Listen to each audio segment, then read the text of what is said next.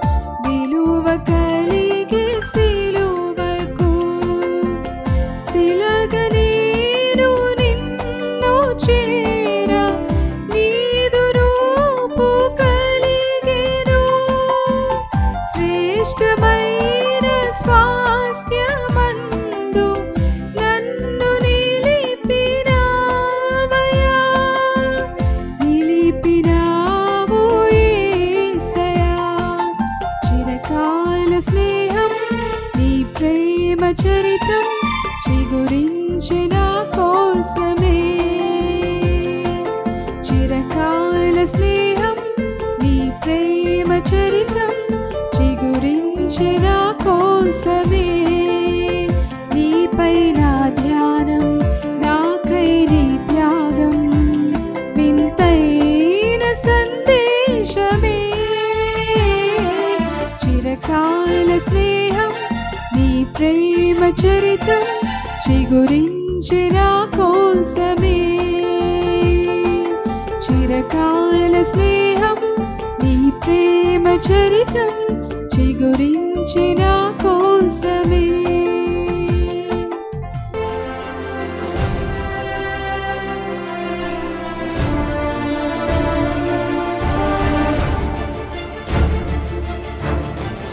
ఈ సమయంలో మనం ఆలోచన చేయకుండా ప్రశాంతంగా ఎక్కడ వాళ్ళు అక్కడ కూర్చోండి. దైవజనులు మనం ఈ సభలకి ప్రత్యేక ప్రసంగికులుగా ప్రియ అన్నగారిని పిలవాలని ఆశించినప్పుడు దేవుడు అవకాశం కల్పించి వారు మనకి డేట్ ఇచ్చారు. ఈ పగలు అద్భుతంగా ప్రభు మాట్లాడారు. మరలా ఈ రాత్రి రేపు పగలు రేపు రాత్రి మన మధ్యలో ఉంటారు.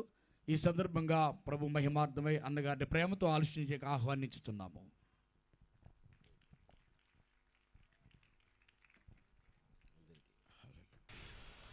యెహెజ్కేలు 47వ అధ్యాయం 3వ వచనము నుండి 5వ వచనం వరకు నేను చెబుతా, మీరు వినండి. యెహెజ్కేలు 47వ అధ్యాయం 3వ వచనము నుండి 5వ వచనం వరకు చూడగలిగితే, ఆ మనుష్యుడు కొలనూలు చేత పట్టుకొని తూర్పు మార్గమున బయలు వెళ్ళి 1000 మూరలు కొలిచి ఆ నీళ్ల గుండా నన్ను నడిపింపగా నీళ్లు చేలమండ లోతుండెను. ఆయన మరి 1000 మూరలు కొలిచి నీళ్ల గుండా నన్ను నడిపింపగా నీళ్లు మోకాళ్ల లోతుండెను. ఇంకా ఆయన 1000 మూరలు కొలిచి నీళ్ల గుండా నన్ను నడిపింపగా నీళ్లు మొలలోతుండెను.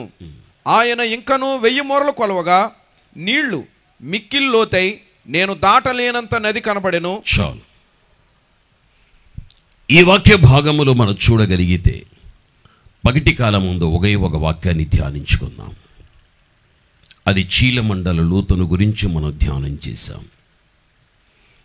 ఇక్కడ మనం చూడగలిగితే దేవుడు యెహెజ్కేలును ఒక నీటి దగ్గరికి తీసుకుని వెళ్ళి కొలనూరు చేత పట్టుకొని 1000 మురలు కొలిచి యెహెజ్కేలు నడువు అన్నాడు. కొలువబడిన నీటిలో నడవగా అది చీలమండల లోతు వరకు వచ్చింది. తిరిగి 1000 మురలు దేవుడు కొలువగా యెహెజ్కేలు నడవవు అనగా ఆ నీళ్ల గుండా 1000 మురలు నడిచిన తర్వాత అది మోకాళ్ళ లోతు వరకు వచ్చేది. మళ్ళీ కొలనూలు చేత పట్టుకుని దేవుడు 1000 మురలు కొలువగా యెహెజ్కేలు నడువు అనగా కొలువబడిన 1000 మురలు నడవగా అది మొలల లోతు నడుముల లోతు వరకు రాగలిగాది. మళ్ళీ కొలవగా 1000 మూరలు యెహెజ్కేలు నడువు అనగా మొలల లోతు నుండి 1000 మూరలు నడిచినప్పుడు నడవలేకపోయాడు. కారణం, లోతు ఎక్కువగా ఉన్న కారణాన్ని బట్టి తన ముందుకు వెళ్ళలేక ఈదవలసిన పరిస్థితి రాగలిగాది. ఇక్కడ మొత్తం లెక్క పెట్టగలిగితే 4000 మూరలు మనకు కనిపిస్తూ ఉన్నాయి. ఈ 4000 యొక్క మూరలలో నీటి యొక్క లోతు భాగాన్ని చూస్తే 1 చీలమండల లోతు, 2 మోకాళ్ళ లోతు, 3 మొలల లోతు, 4 ఈదవలసిన పరిస్థితి. ఇది నీవు చివరి వరకు అర్థం చేసుకోవాలి. అయితే ఈ 4000 మూరలు 4000 మూరలుగా నీవు అర్థం చేసుకోక, ఈ 4000 మూరలు 4000 సంవత్సరములకు సూచనగా ఉన్నాయి. 4000 సంవత్సరములకు పోల్చబడ్డాయి ఈ 4000 మూరలు. ఈ 4000 మూరలలో యెహెజ్కేలు నడిచేటప్పుడు కొలువబడినటువంటి లోతును చూస్తే 1 చీలమండలం, 2 మోకాళ్ళు, 3 మొలలోతు, 4 ఈదవలసిన పరిస్థితి. ఇది 4000 మూరల్లో కనిపించే విషయం. ఏ 4000 మూరలు ఏ 4000 సంవత్సరములకు పోల్చబడి ఉంటున్నదో ఆ 4000 సంవత్సరములలో కూడా వీటికి సంబంధించిన వ్యక్తులు మనకు కనిపిస్తూ ఉంటున్నారు. పాదాల లోతుకు, మోకాళ్ళ లోతుకు, మొల లోతుకు ఈదవలసిన పరిస్థితికి సంబంధించిన వ్యక్తులు 4000 సంవత్సరముల కాలములో కనిపిస్తారు. ఆదాము నుండి హానోకు వరకు 1000 సంవత్సరాలు, హానోకు నుండి అబ్రహాం వరకు 1000 సంవత్సరములు, అబ్రహాము నుండి సొలొమోను వరకు 1000 సంవత్సరాలు, సొలొమోను నుండి యేసుక్రీస్తు వరకు 1000 సంవత్సరాలు, మొత్తం 4000 సంవత్సరములు. అయితే ఈ 4000 సంవత్సరములలో ఇక్కడ 1000 మూరలు నీళ్లలో నడవగా దాని లోతు పాదముల లోతు. ఈ 1000 మూరలే 1000 సంవత్సరములు. ఆ 1000 సంవత్సరములో కనిపించిన వ్యక్తే హానోకు. హానోకు పాదములకు సంబంధించిన వ్యక్తి. అబ్రహాము మోకాళ్లకు సంబంధించిన వ్యక్తి. సొలొమోను మొలలోతుకు సంబంధించిన వ్యక్తి. యేసుక్రీస్తు ఈదవలసిన పరిస్థితికి సంబంధించిన వ్యక్తి. ఇది క్రీస్తుది, మొలలోతు సొలొమోనుది, మోకాళ్ళు అబ్రహాముది, హానోకుది పాదములు. బైబిల్ చాలా స్పష్టంగా మనకు తెలియపరుస్తుంది. ప్రభునందు ప్రియమైనటువంటి వాళ్ళ వాక్య భాగములో చూస్తే పాదం దేన్ని సూచిస్తుంది అనగా నువ్వు వేసేటువంటి అడుగును సూచించగలుగుతుంది. స్త్రీ అయినా పురుషుడైనా వారి అడుగులు చూస్తే కొందరివి మంచి అడుగులు, కొందరివి చెడు అడుగులు. చెడు చేయటానికి ఎంతోమంది అడుగులు సాగిపోతూ ఉన్నాయి. మంచి చేయటానికి మరికొంతమంది అడుగులు సాగిపోతూ ఉన్నాయి. వేసే అడుగు అయినా, వేసే నడక అయినా, చేసే ప్రయాణమైనా అది మంచిదా, అది చెడ్డదా అనేది ఒక వ్యక్తి యొక్క వ్యక్తిగత జీవితంలో ఆ వ్యక్తికే చక్కగా తెలిసిపోతుంది. నా బ్రతుకు దినాల్లో నేను వేసే అడుగు మంచి అడుగా లేక కాని అడుగా, ఇది మనం అర్థం చేసుకోవాలి. అయితే ఇక్కడ మనకు హానోకును చూడగలిగితే 300 సంవత్సరములు తాను దేవునితో కూడా నడవగలిగాడు. ఆ తర్వాత దేవుడు అతన్ని తీసుకున్నాడు. ఆ తర్వాత అతడు లేకపోయాడు. దేవునితో నడిచిన హానోకుకు మరణము లేదు. నీవు దేవునితో నడిస్తే నీకు మరణం ఉండదు. ఏ మరణం ఉండదు? రెండవ మరణము నీకుండదు. రెండవ మరణము నీకుండదు. కాబట్టి నీవు దేవునితో నడవడం అనేది చాలా ప్రాముఖ్యమైన విషయం.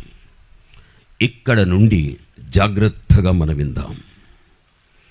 పరమగీతం 8వ అధ్యాయం 5వ వచన భాగములో చూడగలిగితే, పరమగీతం 8వ అధ్యాయం 5వ వచనాన్ని చదువుకుందాం. తన ప్రియుని మీద ఆనుకొని అరణ్య మార్గమున వచ్చినది యవతే. చాలు. ఈ పరమగీతం 8:5లో చూస్తే, తన ప్రియుని మీద ఆనుకొని అరణ్య మార్గమున వచ్చినది యవతే. ఎవరా ప్రియుడు? యవతే అని చెప్పబడి ఈమె ఎవరు? ఈమె ప్రియునితో అరణ్యములో ఆ ప్రియుని ఆనుకొని ప్రయాణం చేస్తూ ఉంది. తన ప్రియుని ఆనుకొని అరణ్య మార్గమున వచ్చునది యవతే. ఎవరా ప్రియుడు? ఎవరా ప్రియురాలు? వీరిద్దరు అరణ్యములో ఉన్నారు. తన ప్రియుణ్ణి ఈమె ఆనుకొని అరణ్య మార్గం కూడా వచ్చేస్తూ ఉంటున్నది. ప్రియుడు నడిచేటప్పుడు నడుస్తున్నది. అతని అడుగులు వేసుకుంటున్నది. అది ఒక సుదీర్ఘ ప్రయాణం. అసలుకి ఎవరి ప్రియుడు? ఎవరా ప్రియురాలు? బైబిల్ ఏం చెబుతుందో తెలుసా? అపోస్తల కార్యం 7వ అధ్యాయం 38లో మనము చూడగలిగితే ఆమె ఎవరో బైబిల్ చెబుతుంది. అపోస్తల కార్యం 7:38 సీనాయి పర్వతము మీద తనతో మాట్లాడిన దేవదూతతోను మన పితరులతోను అరణ్యములోని సంఘమందు అరణ్యములో ఉన్న సంఘమందు ఉండి మనకివ్వటానికి జీవవాక్యాన్ని తీసుకొనిన వాడు ఇతడే. అపోస్తల కార్యం 7:38లో చూస్తే, అక్కడ అరణ్యమందు ఉండు సంఘం, అరణ్యమందు ఉండు మంద. ఇక్కడేమో తన ప్రియుని ఆనుకొని అరణ్య మార్గమున వచ్చునది యవతే. అక్కడ అరణ్య మార్గములో ఏముందంటున్నాడు? సంఘం. అసలుకు అరణ్యములో ఏది ఆ సంఘం? అరణ్యములో యవతామే అని మనం ఆలోచించగలిగితే, 430 సంవత్సరాలు ఐగుప్తు యొక్క దాస్యములో ఇజ్రాయేలు ఉండిపోయారు. దేవుని యొక్క కృపను బట్టి ఆ దాస్యములో నుండి వారు విడుదల పొందిన తర్వాత దేవుడు వారికి నాయకునిగా మోషేను ఇచ్చాడు. మోషే యొక్క నాయకత్వం క్రింద ఉన్నటువంటి లక్షలాది మంది ఇశ్రాయేలు యొక్క ప్రజలు ఐగుప్తు నుండి ప్రయాణాన్ని కొనసాగించారు. దేవుడు చెప్పడం ఏమిటి తెలుసా? నేను మీకు ఒక వాగ్దాన భూభాగాన్ని ఇస్తున్నాను. అదే కనాను. అది పాలు తేనె ప్రవహించేటువంటి ప్రాంతం. అది దానిని మీరు స్వతంత్రించుకొనుడి. అది మీకు వాగ్దానంగా ఇవ్వబడగలిగాది అని. దేవుని యొక్క మాట మేరకు వారు ఆ వాగ్దాన భూమి మీద మనస్సు దృష్టి పెట్టి మోషే యొక్క నాయకత్వం క్రింద ఇశ్రాయేలు ఉండి అరణ్యములో సుదీర్ఘ ప్రయాణం చేశారు. మీ అందరికీ తెలిసిన మాట, ఐగుప్తు నుండి ఇశ్రాయేలుకు వెళ్ళాలి అంటే పాదయాత్రతో 40 రోజుల్లో వెళ్ళిపోవచ్చు. 40 సంవత్సరములు పట్టగలిగాది. కారణం ఒకే ఒక అవిధేయత అని హెబ్రీయుల్లో రాస్తాడు ఆ మాట. ఒక్క అవిధేయత. ఇశ్రాయేలు ప్రజలు దేవుని విషయములో కనుపరిచిన కారణాన్ని బట్టి 40 రోజులు 40 సంవత్సరములు పట్టగలిగాది. అయినను అవిధేయత ఉండినా దేవుడు శిక్షిస్తూ వచ్చాడు, క్రమశిక్షణలో పెడుతూ వచ్చాడు. ఇది దేవుడు వారికి ఇచ్చినటువంటి ఒక చక్కని పాఠం ఇది. అయితే వీరు అరణ్య మార్గం గుండా వెళ్ళేటప్పుడు వారిని చూస్తే వారందరూ కూడా ఒక సమూహంగా, ఒక సముదాయంగా వారు ఉన్నప్పుడు అది ఒక సంఘంగా, ఒక మందగా కనిపించింది. మీరందరూ ఇలా కూర్చున్నారు. బయటవాడు ఎవడైనా కానీ లోపలున్న మిమ్మల్ని చూస్తే మిమ్మల్ని ఏమంటారు? ఇది ఒక సమూహం, ఇది ఒక సమాజం. ఒక సంఘాన్ని చూస్తే బయటవాడు ఆ సహవాసములో చేర్చబడిన ప్రతి వ్యక్తిని చూచి ఇది సంఘం. అరణ్యములో ఇజ్రాయేలు లేక ప్రజలు 20 లక్షలకు పైబడి సుదీర్ఘ ప్రయాణం చేసేటప్పుడు చూచే వ్యక్తులకు ఆ సమూహం ఒక సంఘమని బైబిల్ చెబుతూ ఉంది. అరణ్యమందుండు సంఘం. ఆ సంఘముని పరమగీతములో అన్నాడు యవతే. యవతే అనేది స్త్రీ. పౌలు ఎఫెసీ 5:31 పురుషుడు తన తల్లి తండ్రిని విడిచిపెట్టి భార్యను హత్తుకొనును, వారిద్దరూ ఏక శరీరం. ఇది గొప్ప మర్మం. ఆ మర్మం ఏమిటి అంటే అది క్రీస్తుని గురించి, ఓ సంఘమును గురించి చెప్పబడెను అనగా పౌలు ఇక్కడ స్త్రీని దేనికి పోల్చాడు అంటే సంఘానికి పోల్చగలిగాడు. స్త్రీని స్త్రీగా అర్థం చేసుకోవద్దు, స్త్రీ సంఘమే. అందుకే యవతే అని చెప్పబడేది స్త్రీ.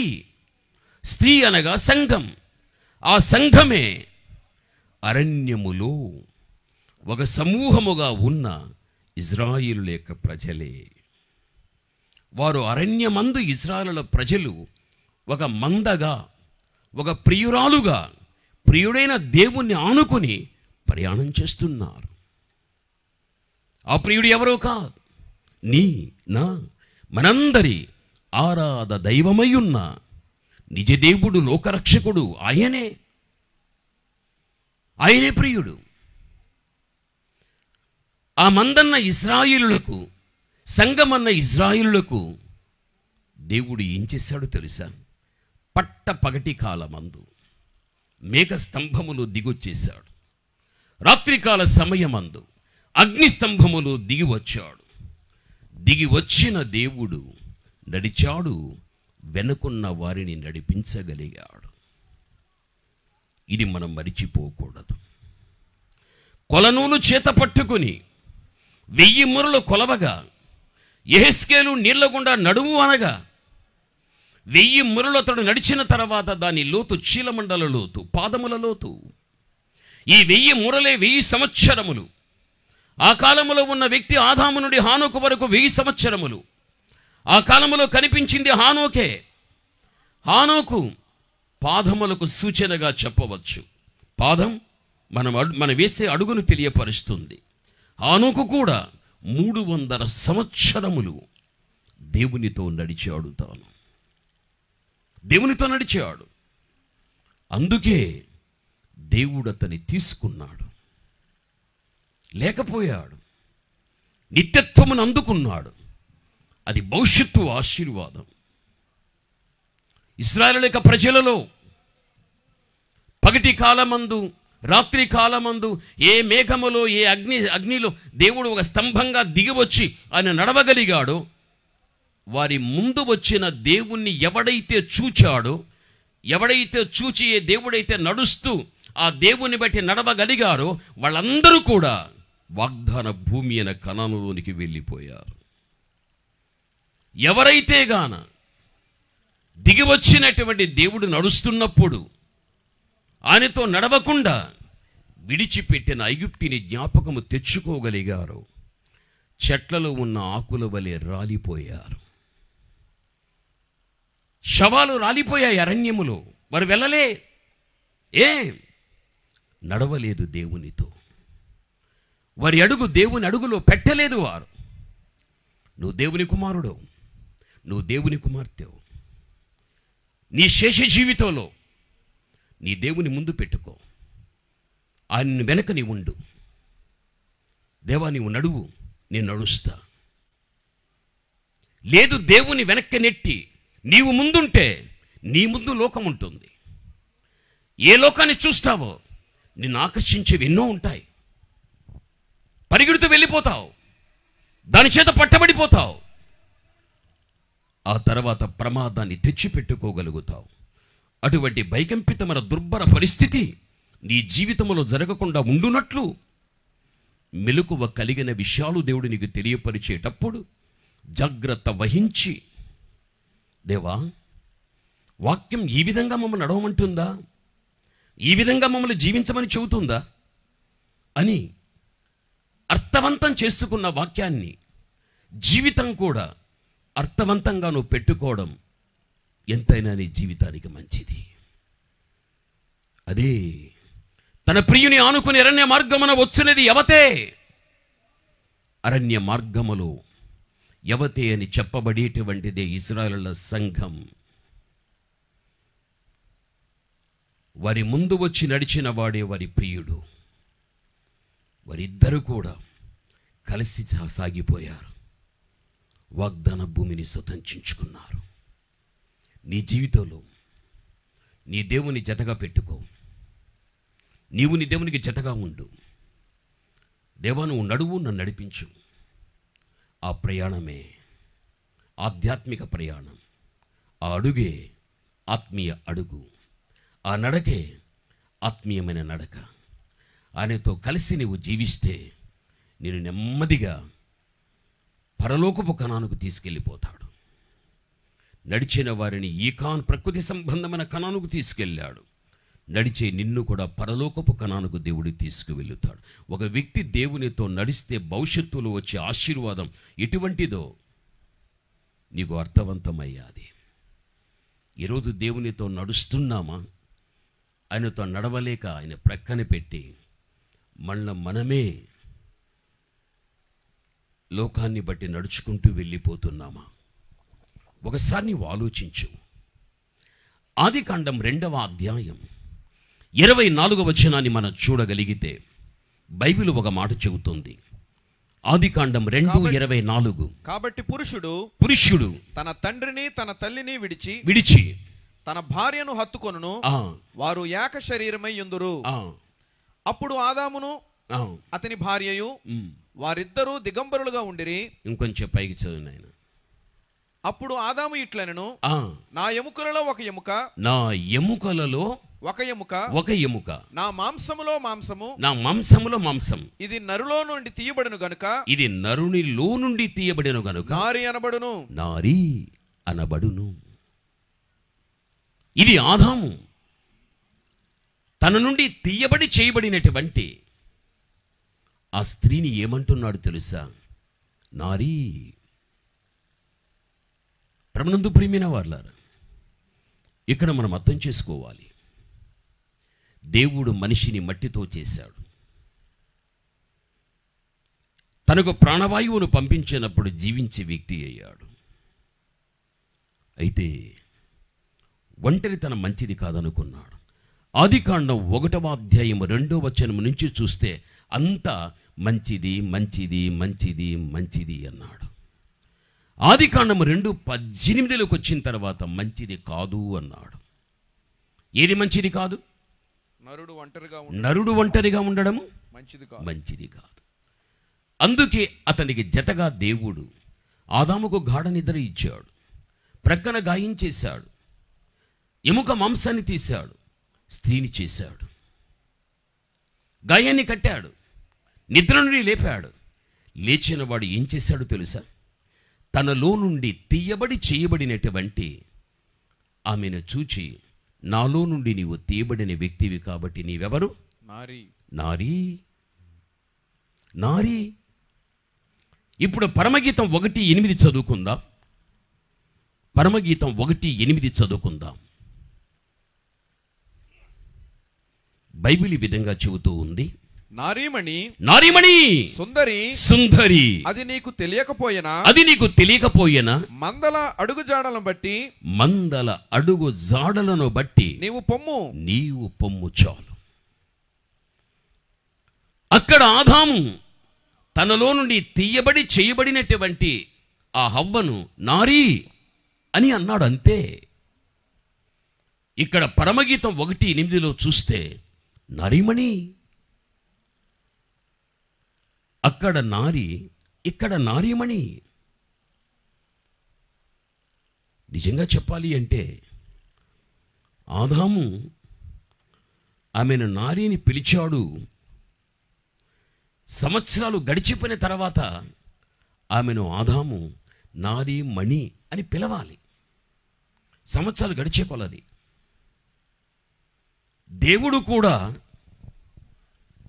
నీ భర్తైన ఆదాము నారి అన్నట్టుగా నేను అనను. నీవు నారీమణి కావాలి. అందుకే దేవుడు ఏం చేశాడు అంటే ఆమె నారీమణిగా చూడాలని అనుకున్నాడు. మణి అంటే శ్రేష్టమైనది, మణి అంటే విలువైనది. అవ్వ ఒక మణిగా, ఒక విలువైనదిగా ఉండాలని దేవునికున్న ఆశ. మీరు చూడండి, సృష్టిలో ఆదాము హవ్వకు అన్నీ దేవుడిచ్చేశాడు. ఒక్కటి దేవుడు వారికి ఇవ్వలేదు. సృష్టిలో ఆదాముకు హవ్వకు దేవుడు అన్నీ చేశాడు, ఒక్కటి దేవుడు వారికి ఇవ్వలేదు. ఆదాము హవ్వకు దేవుడు ఇవ్వనిది ఏది? భార్యాభర్తలు ఇద్దరు కూడా నివసించటానికి ఒక నివాస యోగ్యమైన గృహాన్ని వారికి ఇవ్వలేదు దేవుడు. ఇల్లు ఇవ్వలేదు వాళ్ళకు. దేవుడు ఎందుకు ఇల్లు ఇవ్వలేదు? ఇల్లు ఇవ్వకపోవటానికి కారణం ఏమిటి? భూమినిచ్చాడు, ఆకాశం ఇచ్చాడు, సూర్య చంద్ర నక్షత్రములు ఇచ్చాడు, సముద్రం, చరరాశులు, ఈ విశ్వములో మానవ కంటి కనుచూపు మేర కనిపించే ప్రతిదీ ఇచ్చేశాడు దేవుడు. ఇద్దరు నివసించటానికి దేవుడు ఇల్లు ఎందుకు ఇవ్వకపోయాడు? వారు నివసించటానికి దేవుడు ఇల్లు ఇవ్వకుండా ఒక తోటనిచ్చాడు దేవుడు. ఆదామా, అవ్వా, మీరిద్దరూ మీకోసమే తోట చేశాను. ఈ తోటలో మీరుండాలి. తోటలో చక్కగా పరిమళాన్ని వెదజల్లే పుష్పాలు ఉంటాయి. తోటలో ఒక వ్యక్తిని చక్కగా పోషించేటువంటి ఫలములు ఉంటాయి. తోటలో ఎలా ఫలాలు ఉంటాయో నాలో మీరు ఫలించాలి. తోటలో ఒక పుష్పం తన పరిమళాన్ని ఎలా వెదజల్లి అనేక ప్రాణులను తన దగ్గరికి ఆకర్షించుకుంటుందో ఆ విధంగా మీరు ఉండాలి. ఒక్క మాటలో చెప్పాలి అంటే ఆదాము హవ్వ తోటలో మిమ్మల్ని పెట్టడానికి మీరిద్దరూ తోటలాగా ఉండాలి, అంతే. ఆదాము హవ్వకు దేవుడు మాదిరిగా, మార్గదర్శకంగా ఏదిచ్చాడు అంటే తోటనిచ్చాడు దేవుడు. తోటని మీరు చూచేటప్పుడెల్లా ఫలాలు కనిపిస్తాయి, మీరు ఫలించాలి. మీరు తోట చూచేటప్పుడెల్లా పరిమళాన్ని వెదజల్లే పుష్పాలు ఉంటాయి, మీరు విధంగా పుష్పించి మీ పరిమళాన్ని వెదజల్లాలి. వారి పట్ల దేవునికున్న దైవిక సంకల్పం అది. తోటలో ఉన్న ఒక చెట్టు ఎలా బ్రతికి ఎదిగి ఎలా ఫలమిస్తుందో, ఆదామా హవ్వ మీరు కూడా తోటలోని చెట్టు వలె నాలో బ్రతకండి, ఎదగండి, ఫలములు మీరివ్వండి. అందుకే ఇల్లు ఇవ్వకుండా తోటనిచ్చాడు. తోటను చూస్తూ మీరిద్దరు తోటలాగా ఉండాలని. ఒకవేళ తోటలాగే వీరిద్దరి జీవితాలు ఉండి ఉంటే భవిష్యత్తులో ఈమె కూడా పిలువబడి ఉండు, ఓ నారీమణి. మణి అంటే శ్రేష్టమైనది, విలువైనది. ఆమె జీవితం విలువగా శ్రేష్టమైనదిగా ఉండవలసినది. అయితే ఆ స్థాయికి వెళ్ళలేకపోయాది. అపవాదికి అవకాశం ఇచ్చింది. వెంటనే వాడు శోధించాడు. దైవాజ్ఞను అతిక్రమించడం, పాపములో పడడం, నారీతోనే జీవితాన్ని ప్రారంభించే నారీతోనే జీవితాన్ని ముగించేసాది. ఆమె నుండి ఉత్పత్తి అయిన సంతానం యావత్తు కూడా నారీతోనే ఉండిపోయాది. నారీ మణిగా కాలేదు. ఆమె సంతతి కూడా శ్రేష్టమైనదిగా, విలువైనదిగా దైవ దృష్టిలో కనిపించలేదు. పాత నిబంధన కాలములో దేవుడు మనుష్యుల దగ్గర ఎంత పని చేయించుకోవాలో చేయించుకోగలిగాడు, ఫలితం లేకపోయాది. 2025 సంవత్సరముల క్రితం కుమారుడైన యేసుక్రీస్తుని లోకానికి పంపడం జరిగిపోయాది.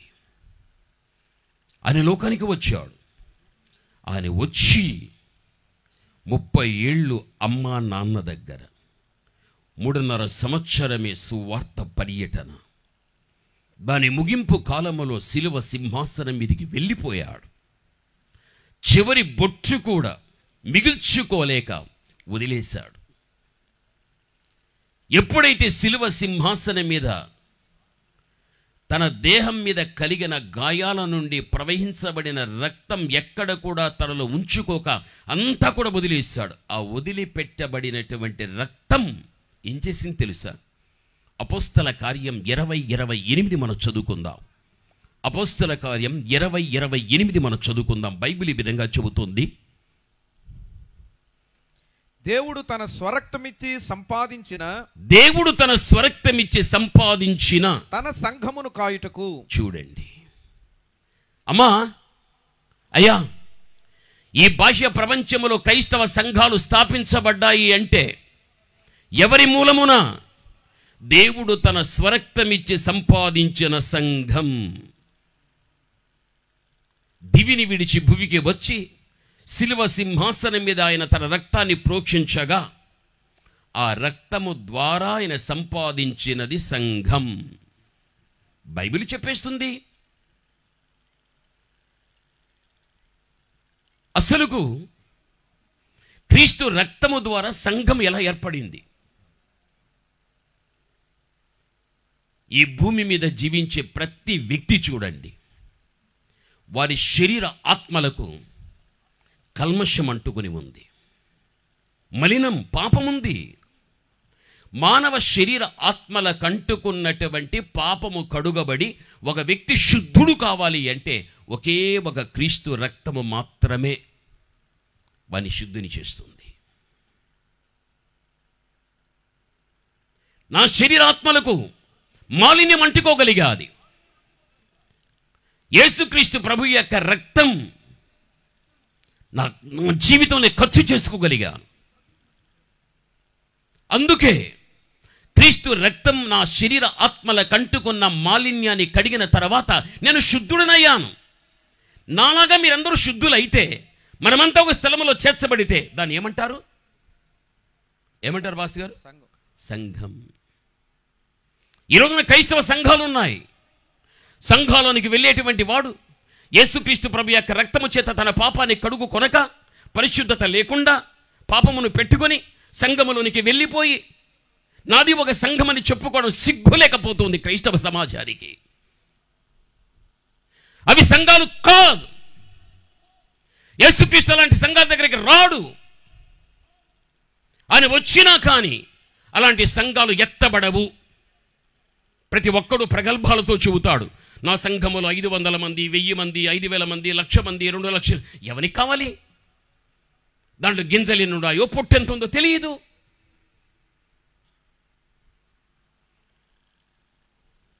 సంఘములో 10 గింజలుండినా చాలు. గింజ కోసం దేవుడు వస్తాడు కానీ పొట్టు కోసం రాడు. పొట్టు కోసం రాడు. ఈరోజు సంఘాల్లో చూడు, ప్రేమ లేదు, ఐక్యత లేదు, సమాధానం లేదు. సంఘాల్లో పదవీ దాహం, ప్రాపర్టీ ఎక్కువ ఉంటే దోచేయడం, సంఘానికి రాబడి ఎక్కువ వస్తే దాన్ని కూడా దోచేయడం, అది తీసుకోవడానికి కొట్టుకోవడం, సంఘాల్లో కూడా పార్టీలు, విభజన, ఇవన్నీ జరుగుతున్నాయి అంటే ప్రభునందు ప్రియమైనటువంటి వాళ్ళ సంఘం ఉండేది దేవుని కోసం, దేవుడు ఉండేది సంఘం కోసం. రెండవ రాకడలో దేవుడు సంఘము తప్ప మరి దేనికైనా వస్తాడా? రెండవ రాకడలో ఆయన వచ్చేదే సంఘం కోసం, సంఘం ఉండేదే ఆయన కోసం. అది ఎవరికి తెలుసు అంటే లోకాధికారి అయిన సైతానుకు తెలుసది. ఇప్పుడు సైతాన్ లోకంలో పనిచేయలేదు, సాతాను లోకంలో పనిచేయలేదు. వాడు ఇప్పుడు సంఘాల్లోనికి వచ్చేసాడు. అది బైబిల్లో ఎప్పుడో రాశాడు. సామెతలు 30వ అధ్యాయం 19వ వచనాన్ని చదువుకుందాం. సామెతలు 30వ అధ్యాయం 19వ వచనాన్ని చదువుకుందాం. బైబిల్ ఈ విధంగా చెబుతుంది. బండ మీద సర్పము జాడ. చాలు. ఇక్కడ బండ మీద సర్పము జాడ. బండ మీద ఏది ఉంది? సర్పం ఉంది. మరి మీరు చదవకండి, నేను చెప్పేస్తాను. మత్తయి సువార్త 16:18లో యేసుప్రభుల వారు పేతురుతో మాట్లాడుతూ, పేతురు, ఈ బండ మీద నా సంఘాన్ని కడుతాను అని అన్నాడు. పేతురుతో ప్రభు ఏమన్నాడంటే, ఈ బండ మీద నా సంఘాన్ని కడుతా. బండ ఏది అని 1 కొరింథీ 10:4లో చూస్తే ఆ బండ యేసుక్రీస్తు అని వ్రాయబడి ఉంది. అంటే ఇప్పుడు బండన్న క్రీస్తు మీద సంఘము కట్టబడి ఉన్నది. బైబిల్ ఏమంటున్నది? బండ మీద సర్పము జాడ. ఎవడి సర్పం? ఆదిమ కాలములో ఆదాము హవ్వను మోసం చేసిన వాడే ఈ సర్పం, వాడే సాతాను. ఈరోజు బండ మీద సర్పము జాడ అంటే బండన్న క్రీస్తు మీద కట్టబడిన సంఘములో సర్పమై ఉన్న సాతానుడు ఉండి సంఘాన్ని ప్రభు యొక్క రాకడలో సంఘము క్రీస్తుని ఎదుర్కొనివ్వకుండా, సంఘాన్ని ఒక సిద్ధపాటులోనికి తీసుకుని రానివ్వకుండా, సంఘములోనికి వీడు వెళ్ళి సంఘము లోపల వాడు లోకాధికారి కాబట్టే లోకపు చెత్తనంతా తెచ్చి సంఘాల్లో పెట్టి సంఘాలు ఈరోజు లోకరీతిగా నడుచుకుంటున్నాయి. రాజకీయం నేర్చుకోవాలంటే క్రైస్తవ సంఘాలకు వస్తే నేర్చుకోవచ్చు.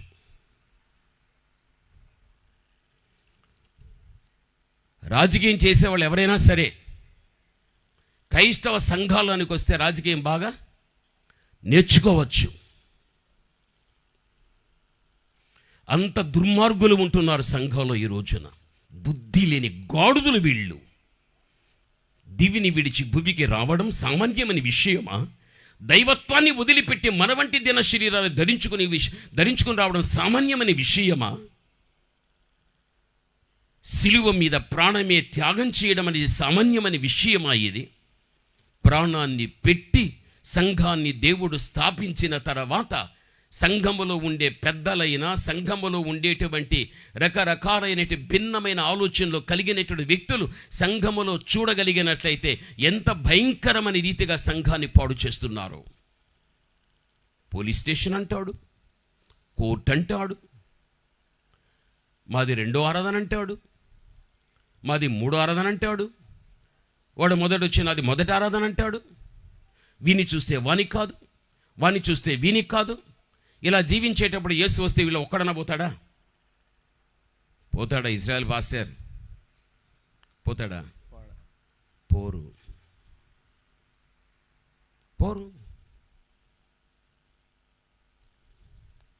పోనీ ఇటువంటి ఉపదేశం సంఘాల్లో చెబుదామని అనుకుంటే రానివ్వరు ఇట్లాంటి సేవకుల్ని. సంఘాలు కూడా వారికి అనుకూలమైనటువంటి బోధకులను తెచ్చిపెట్టుకుంటూ ఉన్నారు. అనుకూలమైన బోధలు సరి ఏది ఎలా ఉండని ఇక్కడ మనం గమనించవలసిన విషయం ఏమిటి అంటే, దేవుడు తన ప్రాణాన్ని పెట్టి ఆయన సంపాదించిన సంఘము ఏది అంటే, నిజంగా మీరందరూ కూడా క్రీస్తు ప్రోక్షించిన రక్తము చేత మీ శరీర ఆత్మలకు అంటుకున్న మాలిన్యాన్ని కడుగుకొని ఒక శుద్ధతను సంపాదించుకొని, అలా శుద్ధతను సంపాదించుకున్న వ్యక్తులు యావత్ మంది ఒక స్థలములో చేరితే అది అసలైన సిసలైన సంఘం. లోపాలు పెట్టుకొని చెడు చేస్తూ సంఘాల్లో ఎంతమంది ఉన్నప్పటికీ కూడా అది నారిగానే పిలువబడుతుందో కానీ నారి మణిగా పిలువబడదది. అవ్వ నారితోనే ప్రారంభించింది, నారితోనే ముగించేసింది. దేవుడు అనుకున్నాడు దానికి ఒక విలువైన జీవితం జీవిస్తుందేమో, ఒక శ్రేష్టమైన అనుభవం కొనసాగిస్తుందేమో అని అనుకున్నాడు. అపవాదికి అవకాశం ఇచ్చింది, దైవాజ్ఞను అతిక్రమించేటట్టుగా చేసింది, పాపములో పడవేసింది, నారితోనే ముగించుకునింది. మణి శ్రేష్టమైన విలువైన జీవితంలోకి వెళ్ళలేదు.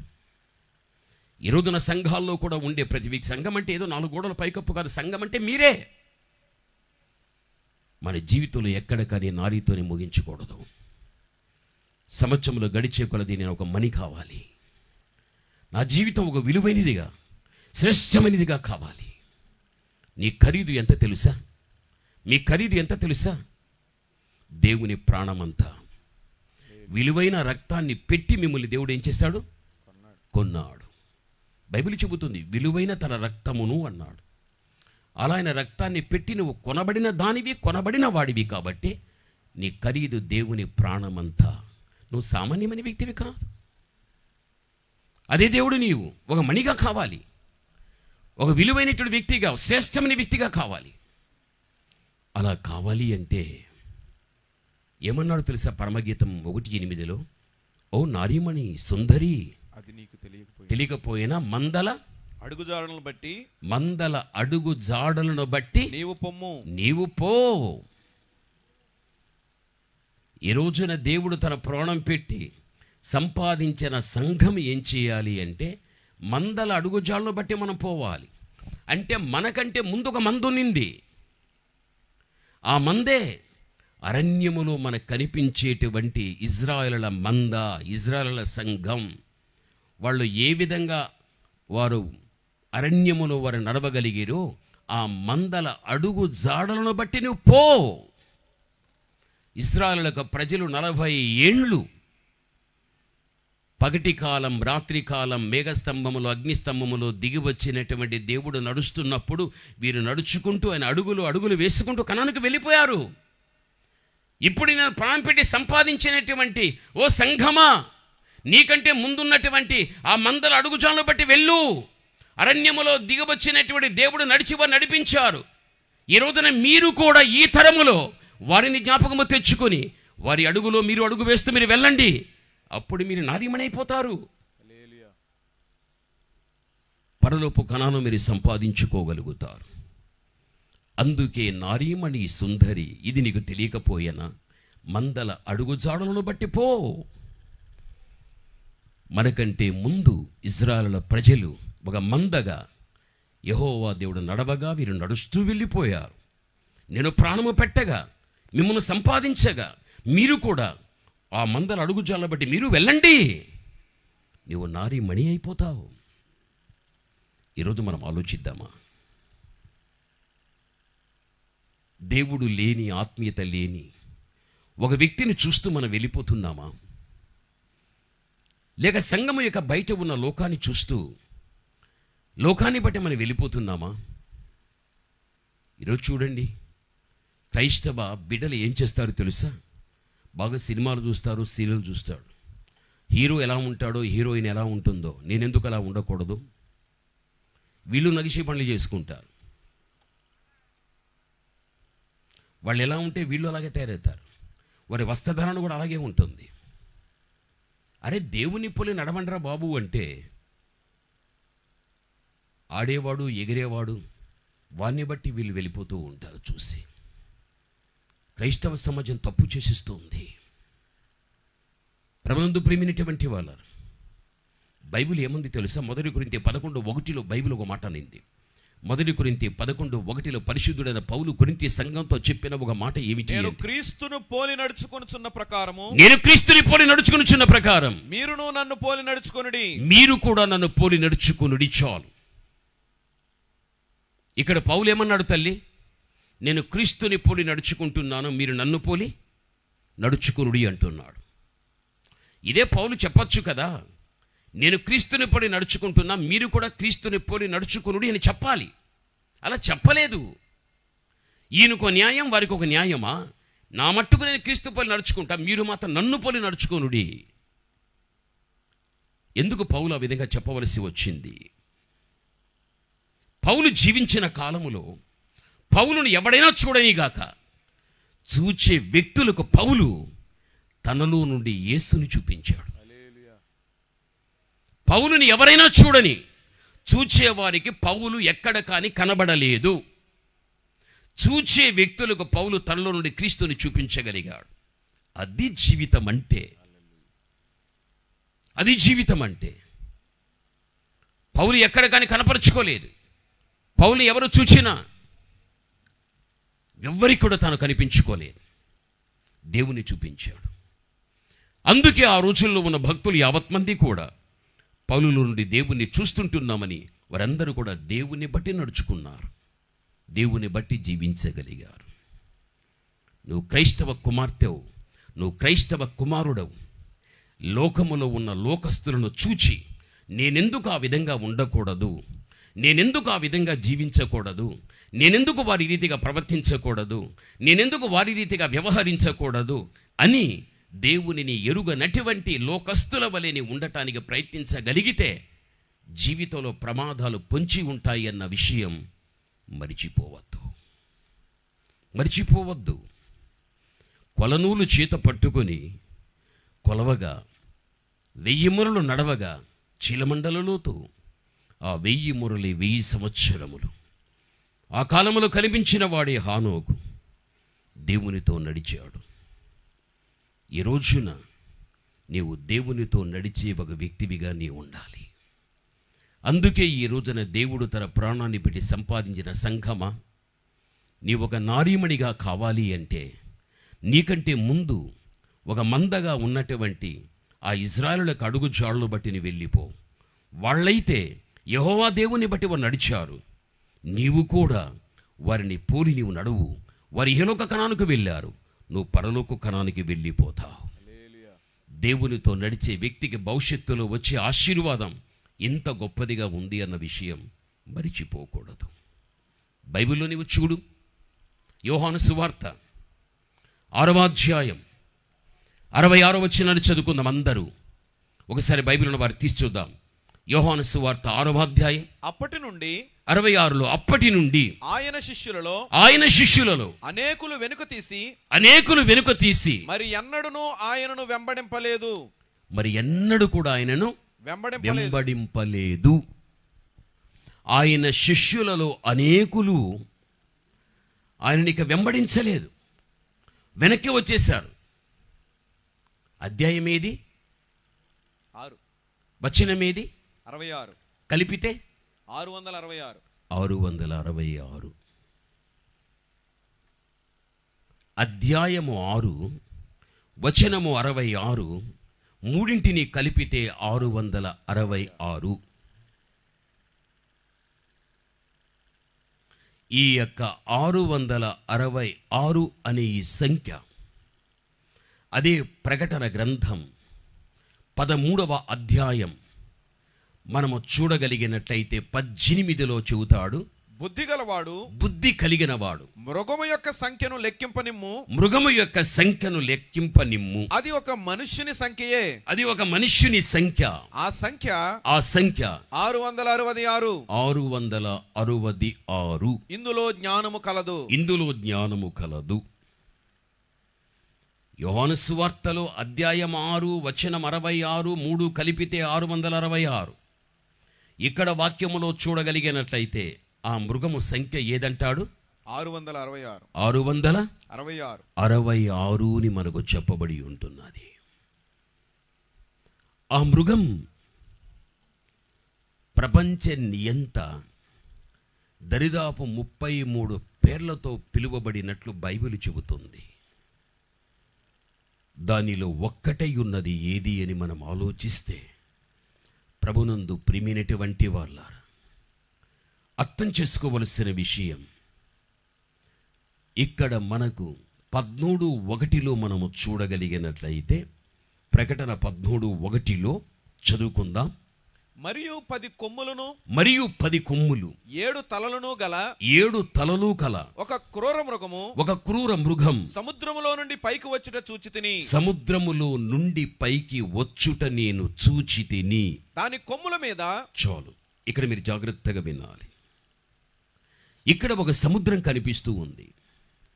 ఆ సముద్రములో ఒక మృగము లేస్తూ ఉంది. దానికి 10 కొమ్ములు ఉంటున్నాయి. అసలుకు సముద్రములో నుండి లేచినటువంటి ఆ మృగం ఏది? ఆ సముద్రం ఏది? దానికి ఎన్ని కొమ్ములు అంటాడు? 10 కొమ్ములు అంటాడు. తలలు ఎన్ని అంటాడు? 7 తలలు అంటాడు. ఆ మృగానికి 7 తలలు, ఆ మృగానికి వచ్చి 10 కొమ్ములు, ఆ మృగము సముద్రములో నుండి లేచెను అంటున్నాడు. ఇది మనం కొంచెం ఆలోచించగలిగితే, ఈ మృగము అనేది ప్రకృతిలో మనకు కనిపించేటటువంటి మృగం కాదు. ఇది ఈ మృగం ప్రపంచ నియంత్రణను సూచిస్తూ ఉంటున్నది. ఒక మృగాన్ని నీవు చూడు, ఏదైనా ఒక కుక్కే చూసుకో, నిన్ను కరిచింది, గాయం చేసింది, నువ్వు బాధతో ఏడుస్తావు. కుక్క ఎక్కడైనా నిన్ను కరిచానని, గాయం చేసి నేను బాధ పెట్టానని కుక్క బాధపడుతుందా? బాధపడదు. ఎందుకు బాధపడదు అంటే దానికి మనస్సాక్షి లేదు. అందుకే అది మృగం. ఇప్పుడు ప్రపంచ నియంతకు వాడు క్రూర మృగముని ఎందుకు మనకి పెట్టవలసి వచ్చింది అంటే, వాడు మృగములాగా వ్యవహరించగలుగుతాడు దేవుని నమ్ముకున్న వ్యక్తుల విషయంలో.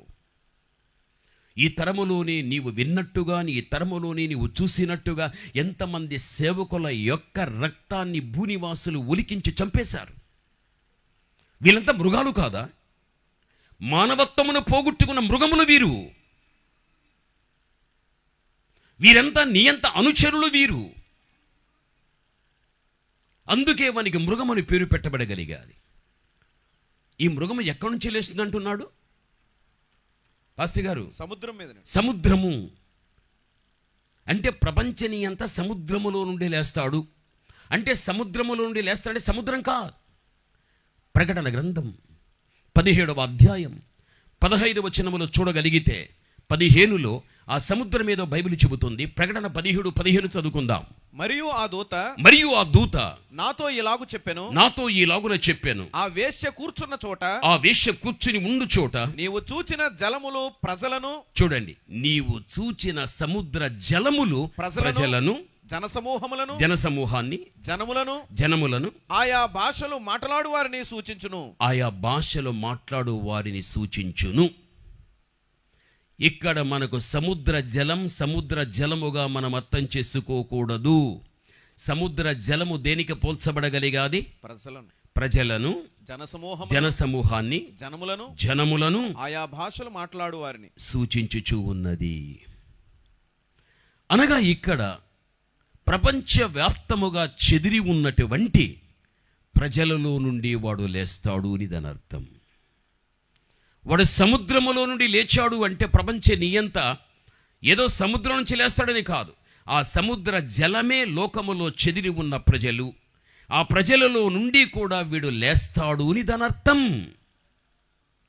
వానికి 7 తలలు అంటే ఇది మినహాయించి ఈ పక్క 3 ఆ పక్క 3 మొత్తము 7 అని దాని అర్థం కానీ కాదు. 7 తలలతో వస్తాడని కాదు. తలలో ఏముంది? జ్ఞానముంది. జ్ఞానానికి మూలమైన భాగం మెదడే.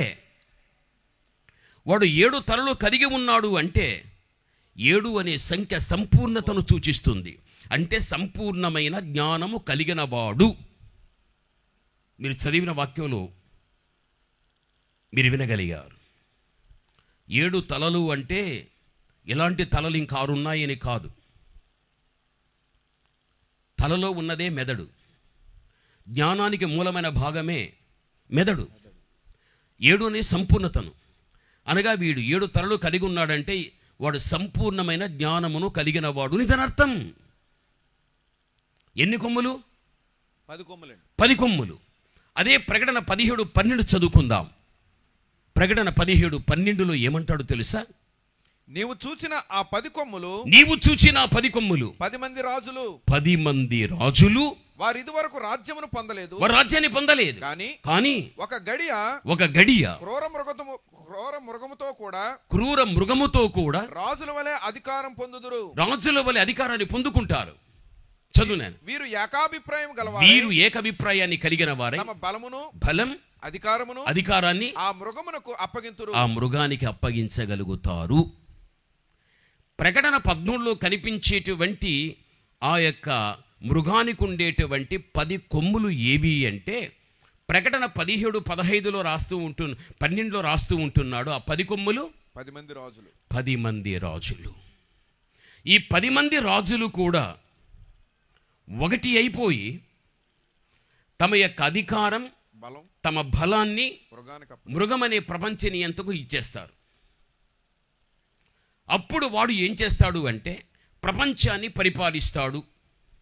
రెండవ రాకడ గడియలో ప్రభువు వచ్చినప్పుడు పరిశుద్ధులు వెళ్ళిపోతే పాపిష్టి జనాంగం భూమి మీద ఆగిపోతుంది.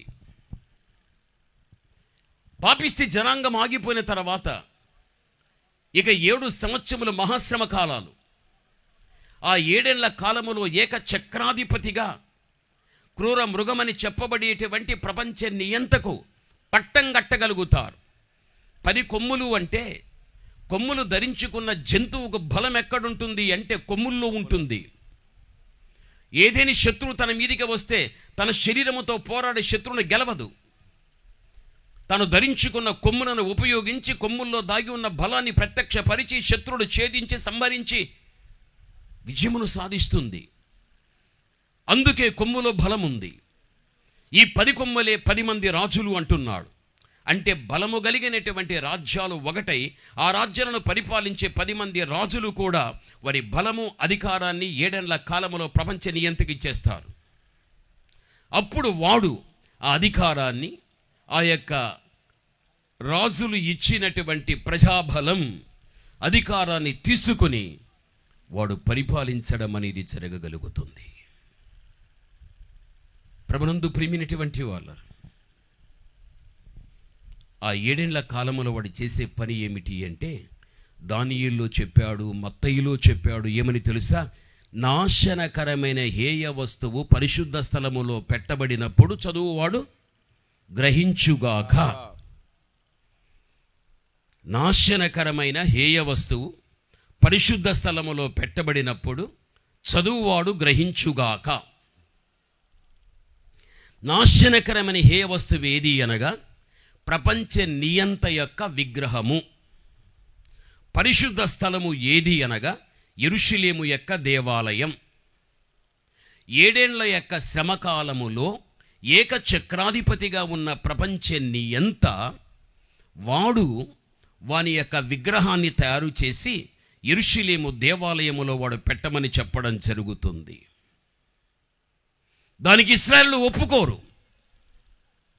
ఎప్పుడైతే వారు ఒప్పుకోకపోవడం జరుగుతుందో అప్పటి వరకు ఇశ్రాయేలులకు నియంతకు ఉన్నటువంటి ఆ సంబంధం తెగిపోతుంది. అంటే ప్రభువు యొక్క రాకడ గడియలో ఇశ్రాయేలు ఎత్తబడరు, వాళ్ళు ఆగిపోతారు. ఎందుకు ఆగిపోతారు అంటే మీరు ఇంటికి వెళ్ళి చదువుకోండి. 2వ కొరింథీయులకు రాసిన పత్రిక 3వ అధ్యాయం 15లో ధర్మశాస్త్రపు యొక్క ముసుగు వారి మీద ఇంకా అలాగే ఉంది. ఎప్పుడైతే వారి హృదయములు క్రీస్తు వైపు తిప్పబడుతాయో ఆ ధర్మశాస్త్రపు ముసుగు వారి మీద నుంచి తీసివేయబడుతుందని బైబిల్ చెబుతూ ఉంది. అంటే వారు ఇంకా క్రీస్తు ప్రభుని నమ్మలేదు, వారు ఇంకా ధర్మశాస్త్రాన్ని బట్టే నడుస్తున్నారు. ఒక క్రీస్తు ప్రభుని నమ్మని కారణాన్ని బట్టి 2వ రాకడ గడియలో ఇశ్రాయేలు యొక్క ప్రజలు ఆగిపోతారని బైబిలే చెప్పేస్తూ ఉన్నది. ప్రభునందు ప్రియమైనటువంటి వాళ్ళ 7 ఏళ్ల కాలంలో కొంతకాలమే నియంతతో వారికి చక్కని సంబంధం ఉంటుంది. ఎప్పుడైతే వాని విగ్రహాన్ని ఎప్పుడైతే పరిశుద్ధ స్థలమైన యెరూషలేములో పెట్టడం జరుగుతుందో దానికి ఇశ్రాయేలు ఒప్పుకోరు. ఒప్పుకొని కారణాన్ని బట్టి వారికి నియంతకు శత్రుత్వం ఏర్పడుతుంది. అప్పుడు వాని నుండి వచ్చేటువంటి శ్రమ ఇంత అంత కాదు, ఇశ్రాయేలులకు అంత భయంకరమైన శ్రమ వస్తుంది. ఆ రోజు శ్రమ తట్టుకోలేక పర్వతాలకు చెదిరిపోతారు. ప్రభు యొక్క రాకడ గడియలో ఆగిపోయేవాళ్ళు నామకర్త క్రైస్తవులు ఆగిపోతారు. బైబిల్లో ఉంది నామకర్త క్రైస్తవులు ఆగిపోతారని. దేవుని చిత్తమైతే రాత్రికి ప్రకటన చూతా నామకర్త క్రైస్తవులు ఆగిపోతారు. ఇంట్లో భార్య భర్త ఉంటారు. భర్త తాగుబోతూ, భార్య పరిశుద్ధురాలు. తాగుడు వదులు, మారుమనసు పొందు, బాప్తిస్మం తీసుకో, సంఘానికి రా, సమమైన రీతిలో ఆత్మీయంగా సాగిపోదాం. భార్య జీవితకాలం అంతా చెబుతుంది భర్తకు. వాడు వినడు, పిచ్చోడు. ఆ సమయంలో ప్రభు వస్తాడు, ఆమె వెళ్ళిపోతుంది, వాడు ఇక్కడే ఉంటాడు. ఆగిపోయిన తర్వాత అప్పుడు తెలుస్తుంది రాకడ గడియలో తన భార్య ఎత్తబడిన తర్వాత ఆ ఎడబాటును తట్టుకోలేక బ్రతికిన కాలములో నా భార్య ప్రభువుని గురించి చెప్పి మార్పు చెందమని, పాపాన్ని వదలమని చెబితే నేను చేయలేకపోయానని అప్పుడు వీనికి మార్పు చెప్పుడు దేవుని నమ్ముకుంటాడు వీడు. అప్పుడు నమ్ముకుని వీడు ఏం చేస్తాడు తెలుసా? ప్రభువు కోసం, దేవుని కోసం జీవిస్తాడు వీడు. మీరు చదవకండి, ఇంటికి వెళ్ళి చదవండి. ప్రకటన గ్రంథం 20వ అధ్యాయం 4వ వచనంలో రాస్తాడు ఆ మాట. అప్పటికి నియంత ఏం చేస్తాడు తెలుసా? తనవారు ఎవరో, క్రీస్తు వారు ఎవరో తెలుసుకోవటానికి అప్పుడు ఈ 666 అనే సంఖ్య అమలులోనికి తెస్తాడు. ఆ సంఖ్య ఎవరైతే వేసుకుంటాడో వాడు నియంతను నమ్మినట్లు వానికి లోకములో చక్కని క్రయ విక్రయాలు జరుగుతాయి. వానికి ఇది కొదువు ఉండదు. ఎవడైతే ఆ సంఖ్య వేసుకోడో అలాంటి వానికి వచ్చే శ్రమ అస్సలకు వర్ణించలేం. అది ప్రభువు చెప్పాడు. సృష్టి పుట్టింది మొదలుకొని ఇప్పటి వరకు కూడా అటువంటి శ్రమలు కలుగవు, అటువంటి శ్రమలు భవిష్యత్తులో వస్తాయని స్వయాన యేసుప్రభువే చెప్పేశాడు. అందుకే క్రీస్తు వారు ఎవరో, తనవారు ఎవరో తెలుసుకోవటానికి వాడు 666 అనే సంఖ్య తెచ్చిన తర్వాత, ఆ సంఖ్య తేవటానికి ముందు నామకార్థ క్రైస్తవులు మార్పు చెంది క్రీస్తుని వెంబడిస్తూ వెళ్ళేవారు. ఆ సంఖ్య వేసుకొని వారికి వచ్చేటువంటి చిత్రహింస ఎలా ఉంటుందో, ఎలా చంపబడిపోతారన్న విషయం తెలిసిన తర్వాత అప్పుడు అంతవరకు ప్రభుని వెంబడించిన వారు వెనక్కి వచ్చేస్తారు. ఇంక ప్రభు నంబర్ వాని సంఖ్య వేసుకోగలుగుతారు. అదే యోహాను సువార్త 6:66లో ఉండే విషయం. ఆయన శిష్యులలో అనేకులు ఆయనను వెంబడింపలేదు, వెనక్కి వచ్చేసారు వాళ్ళు. 7 ఏళ్ల కాలంలో కూడా వారి సంఖ్య వేసుకోనంత వరకు కూడా నడిచారు. నామకార్థ క్రైస్తవులు దేవుడు నమ్ముకుని మార్పు చెంది ఆ సంఖ్య వేసుకొని వారికి వచ్చేటువంటి ఆ యొక్క భయంకరమైన శ్రమను తెలుసుకున్న తర్వాత ఆ శ్రమ, చావు మాకొద్దు అని అనేకులు మళ్ళీ వెనక్కి రావడం జరుగుతుంది. గమనించాలి. ఇది చెప్పటానికి ఇంత మీకు చెప్పవలసి వచ్చింది. అమ్మా, అయ్యా, ఈ రాత్రికాల సమయంలో నువ్వు అడుగు క్రీస్తులో, నీ భక్తిలో నీ అడుగు వెనక్కి వేసుకుంటూ ఉన్నావంటే నీవు నియంత సంఖ్య వేసుకున్న దానితో సమమైన వ్యక్తివి అనే మాట మర్చిపోవద్దు. నీ అడుగు వేసుకుంటూ ప్రభువులో వెళుతున్నావు అంటే ఆ సంఖ్యను నువ్వు తిరస్కరించిన వ్యక్తివి. దేవునితో నువ్వు నడుచుకుంటూ వెళుతున్నావంటే శ్రమ అనేది ఎంతైనా రాని, పడుతూ నడుస్తూ వెళ్ళిపో. బాధ ఎంతైనా రాని, బాధ పడుతూ నడుస్తూ వెళ్ళిపో. బాధకు భయపడిపోయి ప్రభువుని వెంబడించకుండా నువ్వు అడుగు వెనక్కి వేశావు అంటే నియంత సంఖ్య ఇప్పుడే నీ వేసుకున్నట్లు అడుగు వెనక్కి వెళుతుందా, అడుగు ముందుకు వెళుతుందా? ముందుకు వెళుతున్నావంటే దేవుని కోసం, వెనక్కి వెళుతున్నావంటే ఆ సంఖ్య ఇప్పుడే వేసుకున్నట్లు నీవంతే. ఈరోజు మన జీవితం ఎలా ఉంది? ఇప్పుడు భువనపల్లి కదా, ఈ ప్రాంతంలో ఎన్ని సంఘాలు ఉంటాయి? ఎన్ని ఉంటాయి పాస్టర్ గారు? ఒక 6-7 ఉన్నాయి. దేవుడు మీకు మంచి సేవకులు ఇచ్చాడు. దేవుడు సేవకులు ఎందుకు ఇచ్చాడు అంటే సంఘానికి వచ్చేటువంటి వ్యక్తుల యొక్క బలహీనతలకు సేవకుడు రాజీ పడిపోయి మీరనుకున్నట్టుగా సేవకుడు అనుకూలంగా ఉండాలని ఎప్పుడు అనుకోకూడదు. సంఘములో ఎవరిలోనైనా ఏదైనా ఒక చిన్న తప్పు కనిపించినప్పుడు పరిశుద్ధాత్మ ద్వారా సేవకుడు మీలో ఉన్న తప్పును తప్పుగా చూపించి ఒక దిద్దుబాటుతో కూడిన బోధ చేశాడు అనుకోగాక, వెంటనే సంఘంలో ఏమైపోతుందో తెలుసా? ఈ పాస్టర్ గారు ఈరోజు నన్ను గురించే ప్రసంగం చేస్తున్నాడు అని అక్కడే రాజకీయం లేచి మధ్యలోనా వెళ్ళిపోతాడు.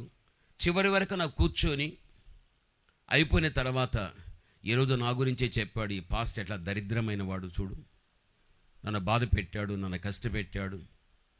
ఇంకా పాస్టర్ గారి మీద పడి అల్లాడుతూ ఉంటాం మనం. చాలామంది సంఘాల్లో సంఘానికి వెళ్ళేటువంటి వ్యక్తులు సేవకుని గుప్పెట్లో పెట్టుకుని చాలామంది మేము చెప్పినట్లుగా సంఘ కాపరి నడవాలి, తమకు అనుకూలమైన రీతిగా ఉండాలని ఇలాంటి కొల్లలుగా ఉన్నాయి సంఘంలో, ప్రపంచంలో. ఒక కుర్చేసి కూర్చోబెట్టేసి తాడితే కట్టేసి కూర్చోబెట్టింటారు. ఇంకా వాడు సెక్రటరీని నడిపించుకుంటాడు, వాడు ప్రెసిడెంటే నడిపించుకుంటాడు, అక్కడ నుండి ఎగ్జిక్యూటివ్ మెంబర్ నడిపించుకుంటాడు, ఆ చైర్మన్ నడిపించుకుంటాడు. ఈయన తాళ్ళతో కట్టేసిన మగలా ఉండిపోతాడు పాపం. ఇంకా లాస్ట్లో అయ్యా లేచి ఒక దీవెనిచ్చే అంటారు. చిన్న ప్రార్థన ఆశీర్వాదం అంతే. ఇది పెద్ద పెద్ద సంఘాల్లో జరిగే పొరపాట్లు. వీరిని ఏమంటాను తెలుసా? మీకు విషయం చెప్తా తల్లి. గొర్రెలకు కాపరి ముందుంటాడా వెనుకుంటాడా? ముందే ఉంటాడు. ముందుంటాడా? నిజమేనా? అవునండి. పందులకు కాపరి వెనకుంటాడా ముందుంటాడా? వెనకాల ఉంటాడు. వెనకాల ఉంటాడు. పందులకు కాపరి ఎక్కడుంటాడమ్మా? వెనకాల ఉంటాడు. వెనకాల ఉంటాడు. గొర్రెలు కాపరి ఎక్కడుంటాడు? ముందుంటాడు. ముందుంటాడు. ఈ రోజున కాపరిని ఏం చేస్తున్నారు? వెనక్కి పడేసి వీళ్ళు ముందున్నారంటే వీళ్ళు ఏమనొచ్చు? మీ నోటితో మీరు చెప్పండి. పందులు కాపరే. గట్టిగా చెప్పాలి. పందులు కాపరే. పోనీ నేను చెప్తాను, మీరు నాతో పాటు చెప్పండి. సంఘ కాపరిని, అరే ఏం మాట్లాడరు, నాతో చెప్పండి మా. సంఘ కాపరిని మీరు మాట్లాడదండి, మైక్లు మీరు గమ్మున ఉండండి, వీళ్ళు చెప్పని. సంఘ కాపరిని నేను వెనక్కి నెట్టి, మీకు తెలుతారా బాబు, మీరు గమ్మున ఉండండి, వాళ్ళు చెప్పని, మీరు చెప్పండి. చెప్పాలమ్మా, నేను మీకు జోక్ చేస్తూ నవ్వించడానికి కోసం చెప్పలేదు. ఒకవేళ మనం ఆ తీరులో ఉన్నామేమో, మీరు లేకపోతే మీకు చాలా వందనాలు. బయట నేను తిరుగుతూ ఉంటా, ప్రపంచమంతా తిరుగుతూ ఉంటా, నాకు తెలుసు. చెప్పండి నాతో పాటు. సంఘ కాపరిని వెనక్క పడేసి మేము ముందుకు వెళ్ళితే మేమందరం పందులు.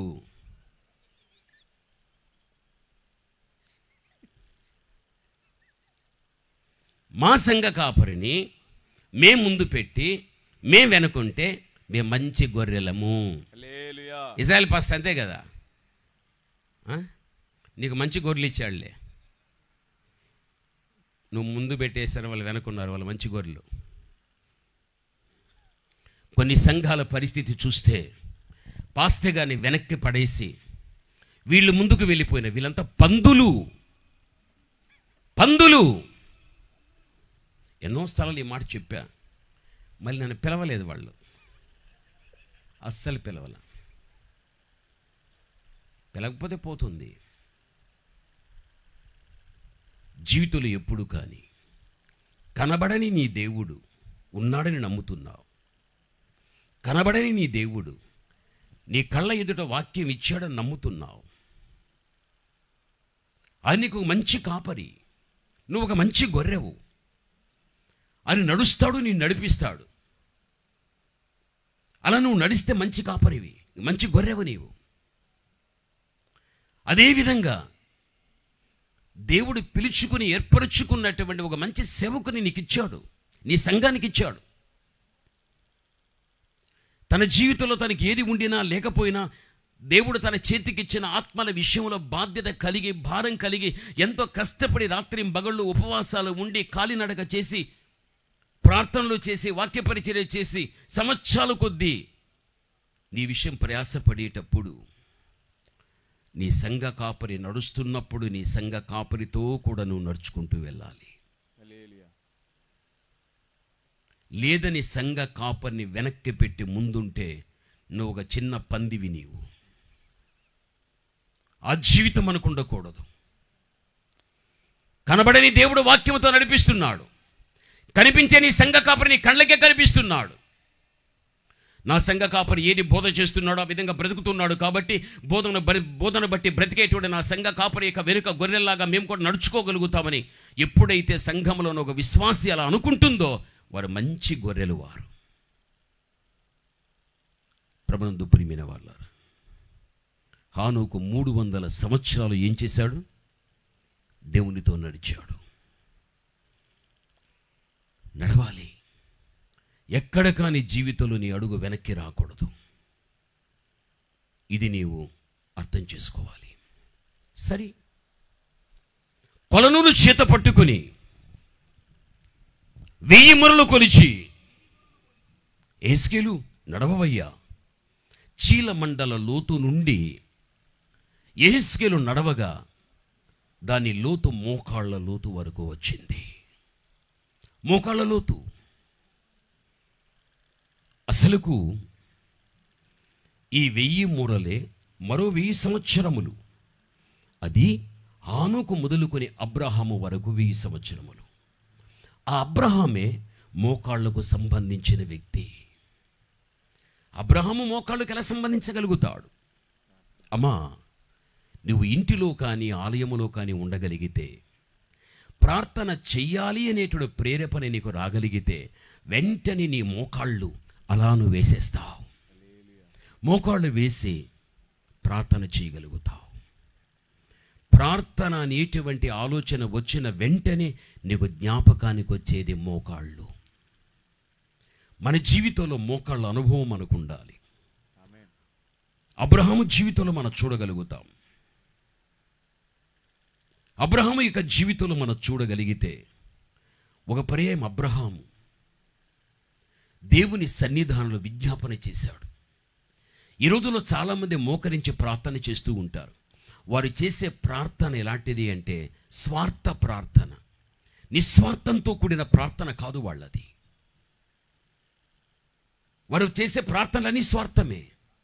దేవుడా, నన్ను, నా భర్త, నన్ను, నా భార్య, నా పిల్లలు మీరు దీవించండి, ఆశీర్వదించండి, ఈ మేలు చేయండి, ఈ అద్భుతం చేయండి, ఈ స్వస్థత ఇవ్వండి, ఈ ఆర్థికం ఇవ్వండి, వివాహం కానివ్వండి, ఉద్యోగాలు రానివ్వండి, ఇల్లు కావాలండి, పొలము కావాలండి, బంగారు కావాలండి, పాస్ కావాలండి, పిల్లలు కావాలండి.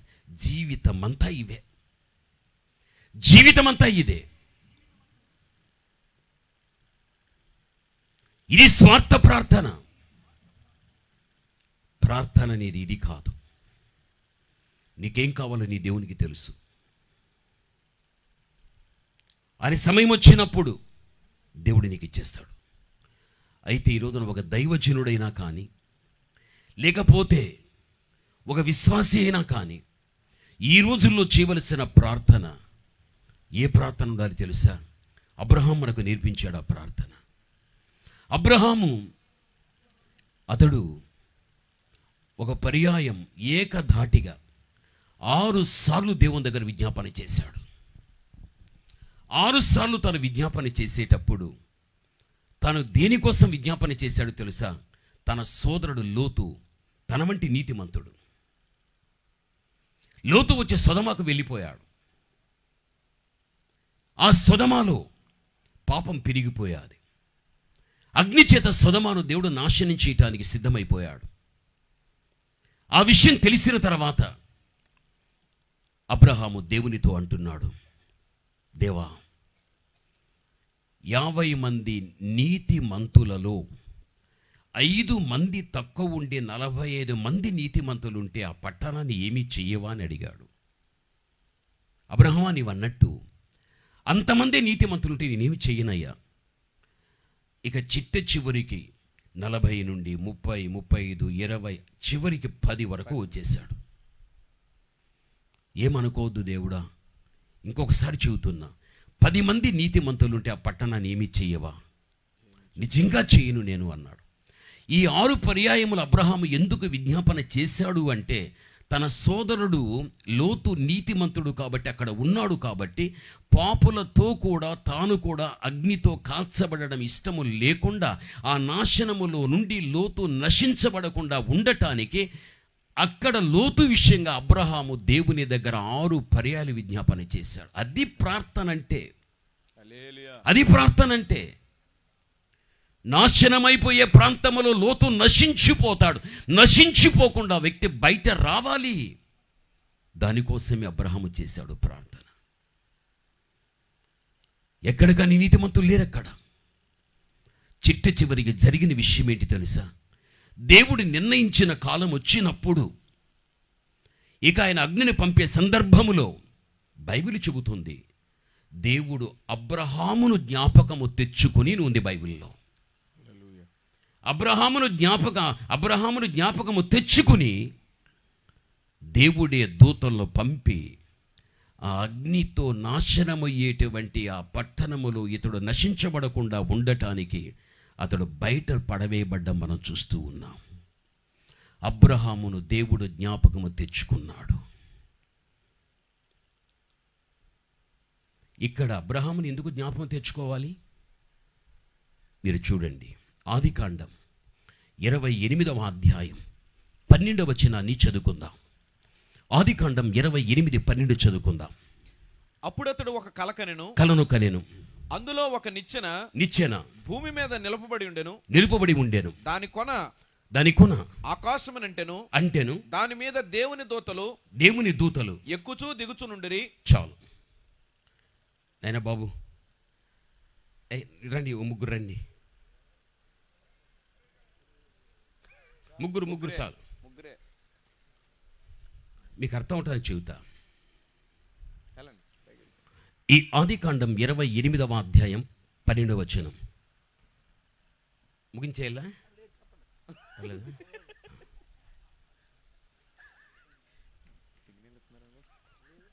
ఆదికాండం 28:12లో చూస్తే యాకోబు బెర్షెబా నుండి హారానుకు ప్రయాణమై వెళుతూ ఉన్నాడు. ప్రయాణం చాలా చక్కగా జరిగింది. ప్రొద్దుగుంకిపోయాది, ప్రకృతిలో చీకటి ఆవరించింది, సాగే ప్రయాణం ఆగిపోయాది. యాకోబు తన కంటి కనుచూపు మేరకు తలగడకు ఒక రాయిని తీసుకొని నిద్రపోయాడు. ఆ రాత్రి కల వచ్చింది. భూమి నుండి ఆకాశానికి పొడుగాటి ఒక నిచ్చెనకు పైగా దేవదూతలు దిగి వస్తున్నారు, ఎక్కి వెళ్ళిపోతూ ఉన్నారు. భూమి నుండి ఆకాశానికి అంటుకున్న ఆ నిచ్చెన ఏది? దూతలు ఎందుకు దిగి వస్తున్నారు? ఒక పని నిమిత్తంగా వస్తున్నారు. వారు మళ్ళీ ఎక్కి వెళ్ళిపోతున్నారు. ఆ పనిని ముగించుకుని వారు వెళ్ళిపోతూ ఉన్నారు. అసలుకి ఏ పని నిమిత్తం వస్తున్నారు? ఏ పనిని ముగించుకుని వారు వెళ్ళిపోతూ ఉన్నారు? అసలుకి ఆ నిచ్చెన ఏది? ఈ నిచ్చెనే యోహాను సువార్త 1వ అధ్యాయం 51వ వచనాన్ని చదువుకుందాం. యోహాను సువార్త 1:51 చదువుకుందాం. బైబిల్ ఈ విధంగా చెబుతూ ఉంది, మరియు ఆయన మీరు ఆకాశము తెరవబడుటయు దేవుని దూతలు మనుష్య కుమారుని పైగా ఎక్కుటయును. ఈ మాట మీరు వినాలి. దేవుని యొక్క దూతలు మనుష్య కుమారునికి పైగా ఎక్కుటయు దిగుటయు మీరు చూతురు. చాలు. అక్కడ 28:12 ఏమన్నాడు? నిచ్చెనకు పైగా దూతలు ఎక్కుట దిగుట. ఇక్కడ యోహానులో మనుష్య కుమారునికి దూతలు ఎక్కుట దిగుట. అక్కడేమో నిచ్చెనకు పైగా దూతలు ఎక్కుట దిగుట, ఇక్కడేమో మనుష్య కుమారునికి పైగా దూతలు ఎక్కుట దిగుట. ఆ నిచ్చెన ఎవరో కాదు, మనుష్య కుమారుడిని యేసుక్రీస్తునే బైబిల్ చెప్పేస్తూ ఉంది. నిచ్చెనగా మనం అర్థం చేసుకోకూడదు, యేసుక్రీస్తే. అయితే మనుష్య కుమారుడనే క్రీస్తు ప్రభుల వారికి దూతలు ఎక్కుచూ దిగుచున్నారంటే ఒక పని నిమిత్తంగా వస్తున్నారు. ఆ పని ముగించుకుని మళ్ళీ వెళ్ళిపోతున్నారు. ఎందుకు దూతలు దిగి వస్తున్నారు అని మనం ఆలోచించగలిగితే, ఇప్పుడు ప్రభునందు ప్రియమైనటువంటి వాళ్ళ ఇతడు ఒక భక్తుడు అనుకుందాం. ఒకరించుకో, నువ్వు చాలు, నువ్వులే. ఇప్పుడు మన యొక్క భువనపల్లిలో ఇప్పుడు తను ఒక భక్తిపరుడుగా ఉండి తాను ప్రార్థన చేయటానికి సిద్ధపడతాడు. ఉదయకాలమే నేను 4 గంటలకు ప్రార్థన చెయ్యాలి అని అనుకుంటాడు. 4 గంటల ఉదయం అయిన వెంటనే మోకాళ్ళు వేస్తాడు, ప్రార్థన ప్రారంభిస్తాడు. ప్రారంభించిన వెంటనే ప్రభునందు ప్రియమైనటువంటి వాళ్ళరా అర్థం చేసుకోవాలి. ఇక్కడ యేసుక్రీస్తు ప్రభువు అనుకుందాం, ఇక్కడ దూత అని మనం అనుకుందాం, ఈ భక్తుడు అనుకుందాం. ఇక్కడేమో క్రీస్తు ప్రభువు, ఇక్కడేమో దూత, ఇక్కడేమో భక్తిపరుడు. ఈ భక్తిపరుడు మోకాళ్ళ మీద నిలిచి ప్రార్థన ప్రారంభిస్తాడు ఉదయం 4 గంటలకు. వెంటనే దేవుని దగ్గర ఉన్నటువంటి ఈ దూత దేవుని దగ్గర నుంచి వెంటనే భక్తుని దగ్గరికి వచ్చేస్తుంది. ఈ భక్తుని దగ్గరికి వచ్చిన తర్వాత ఈ దూత 4 నుండి 5 గంటల వరకు ప్రార్థన చేస్తాడు. దూత అక్కడే ఉంటుంది. భారం కలిగి ఇంకో గంట ప్రారంభించాడు అనుకో, 6 గంటల వరకు చేశాడు అనుకో, దూత అక్కడే ఉంటుంది. ఈ భక్తుడు 4 నుంచి 6 వరకు 2 గంటలు చేసి ఆమెన్ అన్న వెంటనే ఈ 2 గంటల సమయములో తాను ఏ అంశాన్ని పెట్టి ప్రార్థన చేయడము జరగగలిగాదో ఆమెన్ అన్న వెంటనే ఈ భక్తుని ప్రార్థన ఈ యొక్క దూత ఏం చేస్తుంది అంటే, ఈ భక్తుని ప్రార్థన ఈ దూత తీసుకోగలుగుతుంది. ఈ దూత పట్టుకో మైకు. ఈ భక్తుని ప్రార్థన ఈ దూత తీసుకోవడం జరుగుతుంది. తీసుకుని నెమ్మదిగా భక్తుని దగ్గర నుంచి మళ్ళీ పైకి వెళ్ళిపోతుంది. అక్కడ ప్రభు చేతికిస్తుంది ఈ ప్రార్థన. దేవా, ఈ భువనపల్లిలో పలానా భక్తుడు 4 గంటల నుంచి 6 గంటల వరకు ప్రార్థన చేశాడు. ఆ ప్రార్థనలో ఉన్న అంశాలన్నీ కూడా ఇవి అయి ఉంటున్నాయి అని ఈ దూత భక్తుని ప్రార్థన తీసుకుని దేవునికి అప్పజెప్పడం జరిగిపోతుంది. దూత దిగి వస్తుంది అంటే ఒక పని నిమిత్తం. భక్తురాలుగా భక్తుడుగా పగలైన రాత్రిలను మోకాలు వేసావంటే దేవుని దగ్గర నుంచి దూత వచ్చేస్తుంది నీ దగ్గరికి. నువ్వు ఎంతవరకు ప్రార్థన చేస్తావో అంతవరకు దూత నీ దగ్గర ఉంటుంది. నువ్వు ఆమె అన్న వెంటనే నీ ప్రార్థన తీసుకుని వెళ్ళి ఈ దూత ఆ దేవునికి అప్పజెప్పేస్తుంది. ఈ భక్తుడు చేసిన ప్రార్థన కొంతకాలానికి మరిచిపోతాడు. అయితే తన ప్రార్థన ఏ దూత దేవునికి ఇచ్చిందో ఈ దేవుడు మరిచిపోడు. ఈ దేవుడు మరిచిపోడు. చూడు, ఆదికాండం ఒకసారి చూడు. ఆదికాండములో మనం చూడగలిగితే బైబిల్ ఈ విధంగా మనకు చెబుచూ ఉంటున్నది. చదువుకుందాం. 19:29 చదువుకుందాం. 19:20. దేవుడు ఆ మైదానపు పట్టణములను పాడు చేసినప్పుడు దేవుడు అబ్రాహామును జ్ఞాపకం చేసుకుని, అమ్మా ఎవరిని జ్ఞాపకం చేసుకున్నాడు తల్లి? అబ్రాహామును జ్ఞాపకం చేసుకుని లోతు కాపురమున్న పట్టణములను నాశనము చేసినప్పుడు ఆ నాశనము మధ్యన లోతు నశించకుండా అతన్ని తప్పించను. చూడండి, లోతు నశించకుండా ఏం చేశాడు? తప్పించాడు. ఎవరిని బట్టి తప్పించాడు? అబ్రాహామును బట్టి. ఎందుకు అబ్రాహామును జ్ఞాపకం తెచ్చుకున్నాడు? అబ్రాహాం చేసిన ప్రార్థన అనగా ప్రార్థన చేసేటప్పుడు వారిని దేవుడు ఏం చేస్తాడు? జ్ఞాపకానికి తెచ్చుకుంటాడు. అందుకే భక్తుడు చేసిన ప్రార్థన కొంతకాలానికి తను మర్చిపోతాడు. అయితే తన ప్రార్థన ఈ దూత తీసుకుని దేవునికి ఇచ్చిన తర్వాత ఆ భక్తుని ప్రార్థన దేవుడు మర్చిపోడు, ఆ భక్తుడు మర్చిపోతాడు. ఒక సమయం వచ్చినప్పుడు ఆ భక్తుని ప్రార్థన దేవుడు జ్ఞాపకం తెచ్చుకుంటాడు. అది అపోస్తల కార్యం 10వ అధ్యాయం 4వ వచనాన్ని నీవు చూడు. అక్కడ కొర్నేలి కనిపిస్తున్నాడు. దూత కొర్నేలితో మాట్లాడుచున్నది. కొర్నేలి, నీవు చేసిన ప్రార్థనలు దేవుని దగ్గర ఏమై ఉన్నాయి? జ్ఞాపకార్థకంగా ఉన్నాయి. మీరు అనవచ్చు, నువ్వు ఒక భక్తి కలిగిన వ్యక్తివి, నువ్వు ఒక సేవకుడువు, నువ్వు ఒక సేవకురాలువు, ఒక భక్తి కలిగిన స్త్రీవి. నీవు నిజంగా ప్రార్థన చేసేటప్పుడు దూత నా దగ్గరికి వస్తుందా? ఆమె నమ్మింటే నా ప్రార్థన తీసుకుని వెళుతుందా? ఆధారం ఉందా? ప్రకటన 8వ అధ్యాయం 4వ వచనాన్ని చదువుకుందాం. ప్రకటన 8వ అధ్యాయం 4వ వచనాన్ని చదువుకుందాం. బైబిల్ ఈ విధంగా చెబుతూ ఉంది. అప్పుడు ఆ ధూపద్రవ్యముల పొగ పరిశుద్ధుల ప్రార్థనలతో కలిసి దూత చేతిలో నుండి, చూడండి, ఆ పరిశుద్ధుల ప్రార్థన దూత యొక్క చేతిలో నుండి పైకి లేచి దేవుని సన్నిధిని చేరెను. హల్లెలూయా. భూమి మీద భక్తురాలుగా భక్తుడుగున్న నీవు పగలైనా రాత్రి అయినా ప్రార్థన చేయటానికి మోకాళ్ళు వేస్తే దేవుని దగ్గర నుంచి దూత వచ్చేస్తుంది, భక్తుని దగ్గరికి వచ్చేస్తుంది. ఎన్ని గంటలు చేస్తాడు అంతవరకు ఉంటుంది. ఆమె నన్న వెంటనే తన ప్రార్థన దూత తీసుకువెళ్ళిపోయి దేవునికి ఇచ్చేస్తుంది. బైబిల్ చెబుతుంది.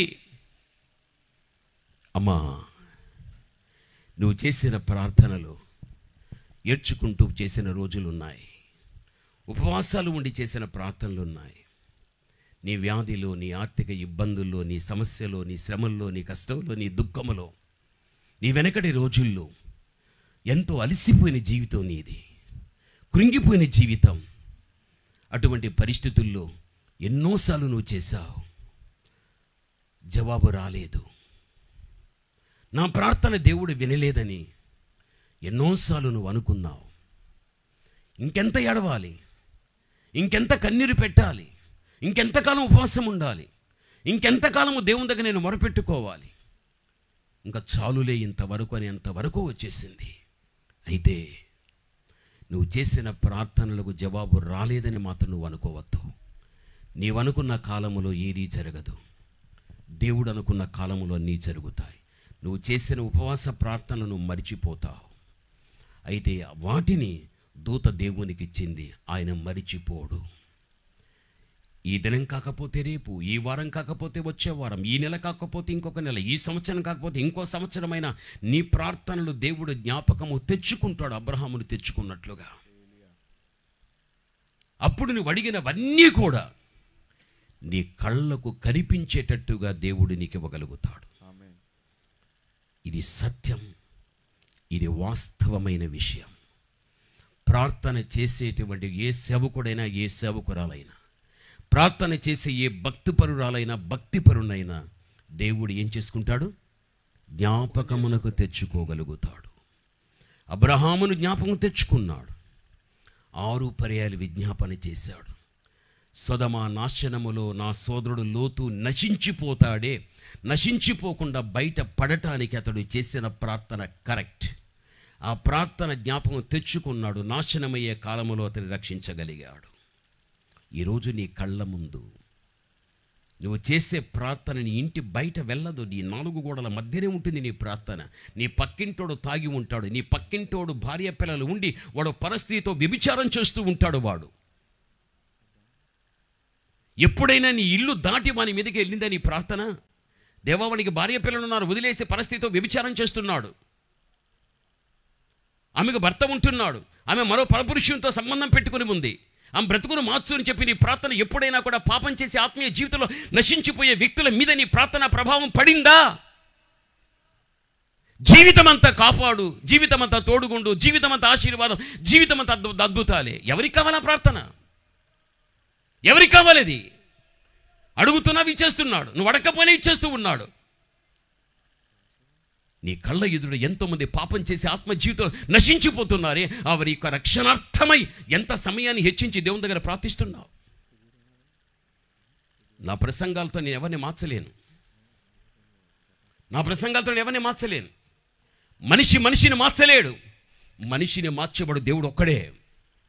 ఆ దేవుని దగ్గర మోకాళ్ళు వేయాలి. అబ్రహాము ఆ విధంగా ప్రార్థన చేశాడు,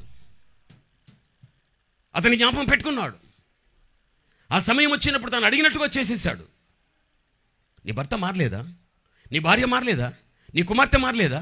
నీ కుమారుడు మారలేదా? నీ బంధువుల్లో మారలేదా? నీ స్నేహితులు మారలేదా? నీ ఇరుగు పొరుగు వారు మారలేదా? నీ సంఘానికి వచ్చేవాళ్ళు మారలేదా? ఆ భారం నీ మీద పెట్టలేదా? ఆ బాధ్యత నీకుందని తెలియదా?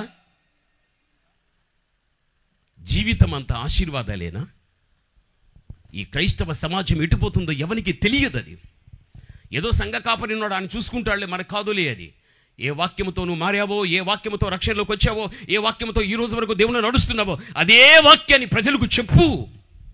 వారు కూడా నా వలె మంచివారుగా కావాలి అని చెబుతూ వారి కోసం వెనకుండి ప్రార్థన చేయి. నీ ప్రార్థన ప్రభావం ప్రజల మీద పడగలిగితే ఆ సమయం వచ్చినప్పుడు దేవుడే వారిని మార్చుకుంటాడు. ఆయన సన్నిధికి దేవుడు ఆకర్షించుకోగలుగుతాడు. ఈరోజు నీ ప్రార్థన ఎంత ఉంది? నువ్వు చేసే ప్రార్థన ఎలా ఉంది? ఒకసారి నువ్వు ఆలోచించు. బైబిల్లో నీవు చూడు. మత్తయి సువార్త, పోనైనా కూర్చోండి. మత్తయి సువార్త నీవు చూడు. బైబిల్ ఏం చెబుతుందో తెలుసా? అదే మనం 3వ అధ్యాయం 8-9 మనం చదువుకుందాం. మత్తయి 3వ అధ్యాయం 8-9. అబ్రహాము మాకు తండ్రి అని, అబ్రహాము మాకు తండ్రి అని మీలో మీరు చెప్పుకొన తలంచవద్దు, మీలో మీరు చెప్పుకొనుట తలంచవద్దు. దేవుడు ఈ రాళ్ల వలన అబ్రహామునకు పిల్లలను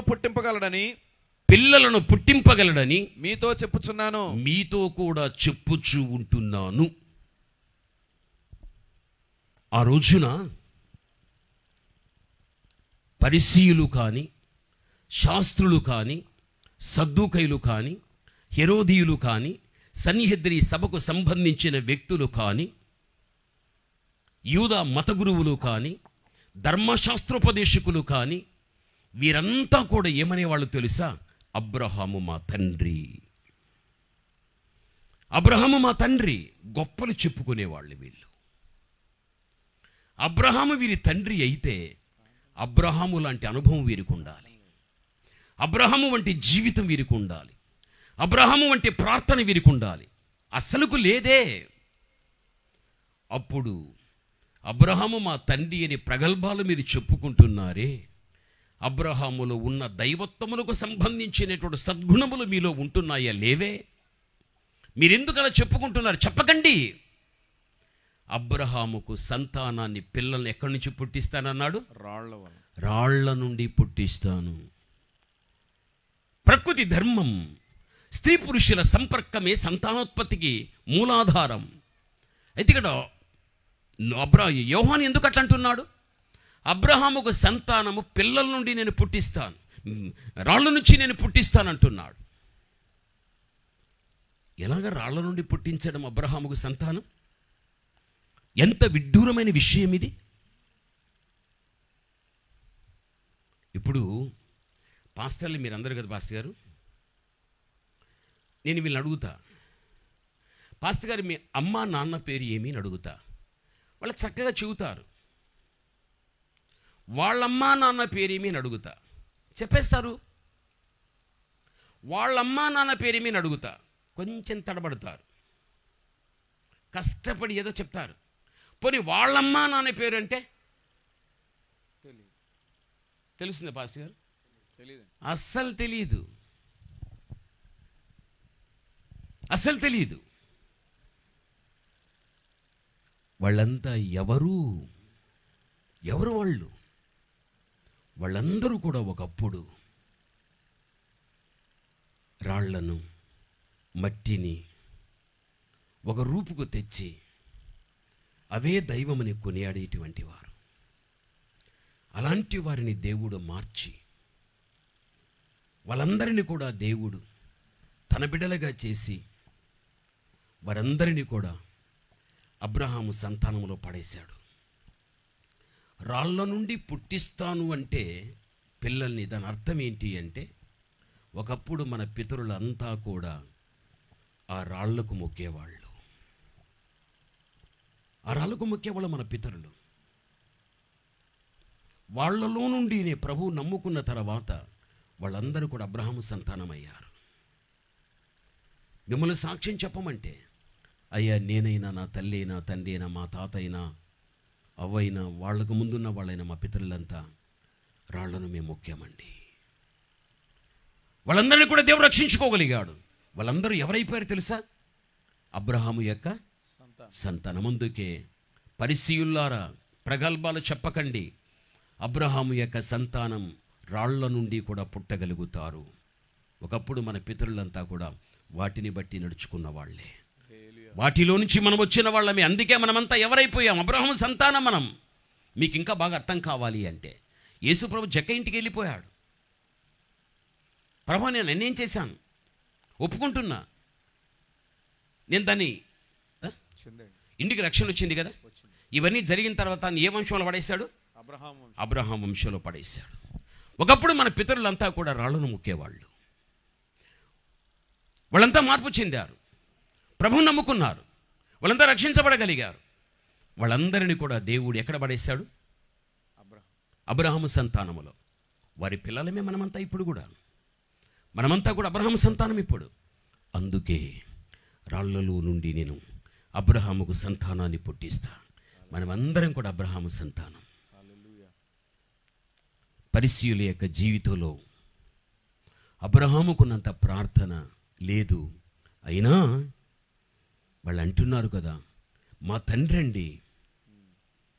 చెప్పుకోవటానికి బాగుంది, కానీ తండ్రికి ఉన్న అనుభవాలు వీరికి లేవన్నమాట. వాళ్ళ లేదు ప్రార్థన. ఈరోజు దేవుని బిడ్డలైన మన జీవితంలో మోకాళ్ళ అనుభవం మనకు ఉండాలి. మనం చేసే ప్రార్థన ఎలా ఉండాలి తెలుసా? ద్వితీయోపదేశ కాండం 32వ అధ్యాయం 30వ వచనాన్ని చదువుకుందాం.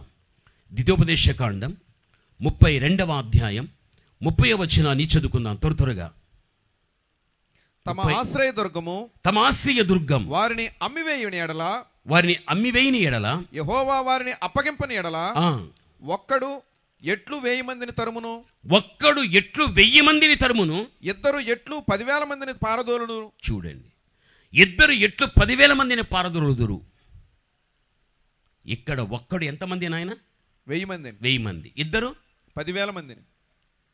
ఎలా వస్తుంది ఇది? ఒక్కడు 1000 మంది అంటే ఇద్దరు 2,000 మందే కదా. ఒక్కడు 1000 మందిని తరుముతున్నాడంటే ఇద్దరు కలుసుకున్నారంటే 2,000 మందిని తరుముతారు. అంటే ఇద్దరు కలుసుకున్న తర్వాత ఎంతమందిని? 10,000 మందిని అంటున్నాడు. ఏంటి దీని అర్థం? అసలకు ప్రభునందు ప్రియమైన వాళ్ళ సంఘ వ్యవస్థలో ఇద్దరు వ్యక్తుల యొక్క మనస్సు ఒక్కటైపోయి దేవుని సన్నిధిలో ప్రార్థిస్తే 10 రెట్లు శక్తి పెరుగుతుంది. 10 రెట్లు శక్తి పెరుగుతుంది. అదే దాని అర్థం. ఒక్కడు 1000 మంది, ఇద్దరు 10,000 మంది. ఇద్దరు వ్యక్తులు ఏక మనస్సు కలిగి ప్రార్థించగలిగితే 10 రెట్లు శక్తి పెరుగుతుంది. భార్యాభర్తగా, తల్లి తండ్రి పిల్లలుగా, సంఘ కాపరి విశ్వాసులుగా అందరూ కూడా ఒక సహవాసంలో చేరి మనుషులుగా కూడుకోక మనసులన్నిటి కూడా ఒకటిగా చేసి మనం ప్రార్థిస్తే ఆ శక్తి ఎంత పెరుగుతుంది. పెరిగిన శక్తి ఎంతమందిని మన కళ్ళ ఎదుట మార్చేస్తుంది. లోకమంతా పాపం విలయతాండవమాడుచూ ఉంటున్నది. కాబట్టి విలయతాండవమాడుచున్న ఈ పాప లోకములో క్రీస్తు బిడ్డలుగా బ్రతుకుచున్న మనం, నా మూలమున ఒక చెడ్డవాడు మంచివాడు కావాలి.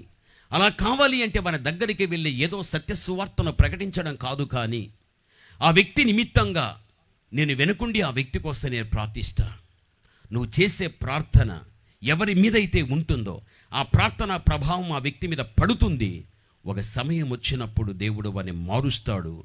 ఆ వ్యక్తిని దేవుడు తన దగ్గర తెప్పించుకుంటాడు. ఆ తర్వాత ఆ వ్యక్తిని గురించి నువ్వు తెలుసుకుంటే అతడు మంచి భక్తిపరుడయ్యాడు అని వింటావు. అవును కదా, ఒకప్పుడు ఈ వ్యక్తి కోసం నేను చేశాను కదా ప్రార్థన, ఈరోజు మంచివాడు అయిపోయాడు కదా అని ఆత్మలో ఉల్లసించగలుగుతావు, ఆనందపడగలుగుతావు. నేను మళ్ళీ చెబుతున్నా, మనిషిని మార్చలేడు. నా ప్రసంగాలతో ఎవరిని మార్చలేను, నా మోకాళ్లతో నేను మార్చుకోగలను. ఈరోజు మనకు సేవకులుగా విశ్వాసులుగా మనం ఎంత ప్రార్థన చేస్తున్నాం? 24 గంటల్లో ఎంత సమయాన్ని దేవునికి ఇచ్చి ప్రార్థిస్తున్నాం? ప్రార్థన లేకపోతే చచ్చిపోయిన శవముతో సమానమని అంతే. చచ్చిన శవంతో సమానం. ప్రార్థన అనేది చాలా ప్రాముఖ్యమైనది. ప్రభునందు ప్రియమైనటువంటి వాళ్ళు, మన కోసం మనము చేసుకోవాలి, మనము ఇతరుల కోసం చేయాలి. మన కోసం మనం ఎందుకు చేసుకోవాలి? ఇంకా మనలో ఆత్మీయంగా ఎదగనివ్వకుండా మనల్ని అభ్యంతరపరిచే బలహీనతలు ఏవైనా ఉంటే దాంట్లో నుంచి మనం బయటపడాలంటే మన కోసం మనం ప్రార్థన చేసుకోవాలి. ఈరోజు మన కంటికి కనిపించే వ్యక్తుల యొక్క పాప బలహీనతలను బట్టి వాళ్ళు నశించిపోతున్నారు. కాబట్టి దాంట్లో నుంచి వారు బయటపడాలి అంటే నీ ప్రార్థన ప్రభావం వారి మీద పడాలి. నువ్వు యవనస్తుడవు, నువ్వు యవన సహోదరివి, నువ్వు తల్లివి తండ్రివి, నీవు ఆత్మీయంగా ఎదగకుండా నేను బలహీనపరిచేవి ఏవైనా ఉండినట్టయితే నీకోసం నువ్వు చేసుకోవాలి. చాలా సభల్లో నేను చూస్తూ ఉంటాను, ప్రసంగం అయిన తర్వాత ఓని ఏడ్చేస్తూ ఉంటారు. వాళ్ళ ఏడ్పుని గురించి బైబిల్ ఒక మాట అంటుంది. హోషేయ 13వ అధ్యాయం 13వ వచనాన్ని చదువుకుందాం. హోషేయ 13వ వచనాన్ని చదువుకుందాం. బైబిల్ ఈ విధంగా చెబుతూ ఉంది. హోషేయ 13 చదువుకుందాం. ప్రసూతి వేదనలు కలిగినట్టుగా, ప్రసూతి వేదన కలిగినట్టుగా అతనికి వేదన పుట్టును. పిల్ల పుట్టు సమయాన బయటికి రాని శిశువైనట్టుగా అతడు బుద్ధి లేనివాడై వృద్ధికి రాడు. చూడండి, ప్రసూతి వేదన ఉంది. ప్రసూతి వేదన ఉన్నప్పటికీ కూడా బిడ్డ పుట్టే సమయములో బయటికి రానటువంటి శిశువులే ఉంటున్నారు. వీరందరూ కూడా ఏమాత్రం కానీ బుద్ధి లేనటువంటి వారు, వీరు వృద్ధికి రారు అని బైబిల్ చెబుతుంది. క్రైస్తవ సమాజంలో చాలామంది ప్రసంగం అయిపోయిన తర్వాత, లేకపోతే ఏదైనా ఒక పొరపాటు చేసేసామని మనస్సాక్షి గద్దించిన తర్వాత ఆ తప్పును ఒప్పుకోవటానికి ఏం చేస్తాను తెలుసా? ప్రసూతి వేదన వస్తుంది ప్రతి ఒక్కరికి. అంటే ఒక తల్లి ఒక బిడ్డను గర్భములో పెట్టుకుని ప్రసవ దినాలు వచ్చినప్పుడు ఆ బిడ్డను కనేటప్పుడు ఎంత వేదన ఉంటుందో అంత వేదనతో ప్రార్థన చేస్తారు చాలామంది. దేవా, ఈ వాక్యం నా కోసమే. దేవా, నేను రహస్యంగా తప్పు చేసేసానయ్యా, నెమ్మది లేదయ్యా. ఇంట్లో ప్రార్థన చేసుకుంటావు, సంఘంలో చేస్తావు, ఇట్లా సభలో చేస్తావు. ప్రసూతి వేదన ఉంది అందరికీ. మన వాళ్ళు చూస్తే కానీ వాళ్ళు ఏడ్చేటప్పుడు, వాళ్ళు కన్నీరు పెట్టేటప్పుడు, అమ్మ బాబోయ్, ఈమె ఎంత ఏడుస్తూ ఉంది, ఇతడు ఎంత ఏడుస్తున్నాడు, ఎంత పరివర్తన చేసింది వీళ్ళు అని. వీరికి ప్రసూతి వేదన ఉంది, కానీ బిడ్డ పుట్టే సమయంలో బయటికి రాని శిశువులాగా వీరుంటున్నారు. అంటే దాని అర్థం ఏమిటి అంటే, ప్రసూతి వేదన ఉంటుంది, అయినా ఏ పాపాన్ని చేశానని చెప్పుకుంటూ ఒప్పుకుంటూ ఏడ్చుకుంటున్నామో ఆ పాపం నుంచి మాత్రం వీళ్ళు బయటపడరు. తల్లికి కూడా వేదన వస్తుంది. ప్రసవ వేదన వచ్చిన బిడ్డ రాడు. బిడ్డ రానంత వరకు ఆమె ఎంత వేదన పడుతుందో, ఆ వేదనతో బిడ్డ బహిర్గతం అవుతాడని అనుకుంటారు. ఈ రోజుల్లో కూడా చాలామంది వ్యక్తులు వారి పాపాన్ని ఒప్పుకుంటారు. బయటికి రాని శిశువులే ఆ పాపం నుంచి బయట రారు, ఏడ్చుకుంటూ కూర్చో ఉంటారు ఇప్పుడు జీవితం అంతా అంతే. అమ్మ వదిలిపెట్టి తల్లి, అయ్యా బాబు దాన్ని వదిలిపెట్టు. బయటికి రానటువంటి శిశువులాగా ఉంటున్నారు మీరు. ప్రసవేదన పడేటువంటి తల్లిలాగా ఉంది మీ ప్రార్థనలు. అలాంటి వారు బుద్ధి లేని వారు, వాళ్ళు వృద్ధికి రారు అంటాడు బైబిల్లో.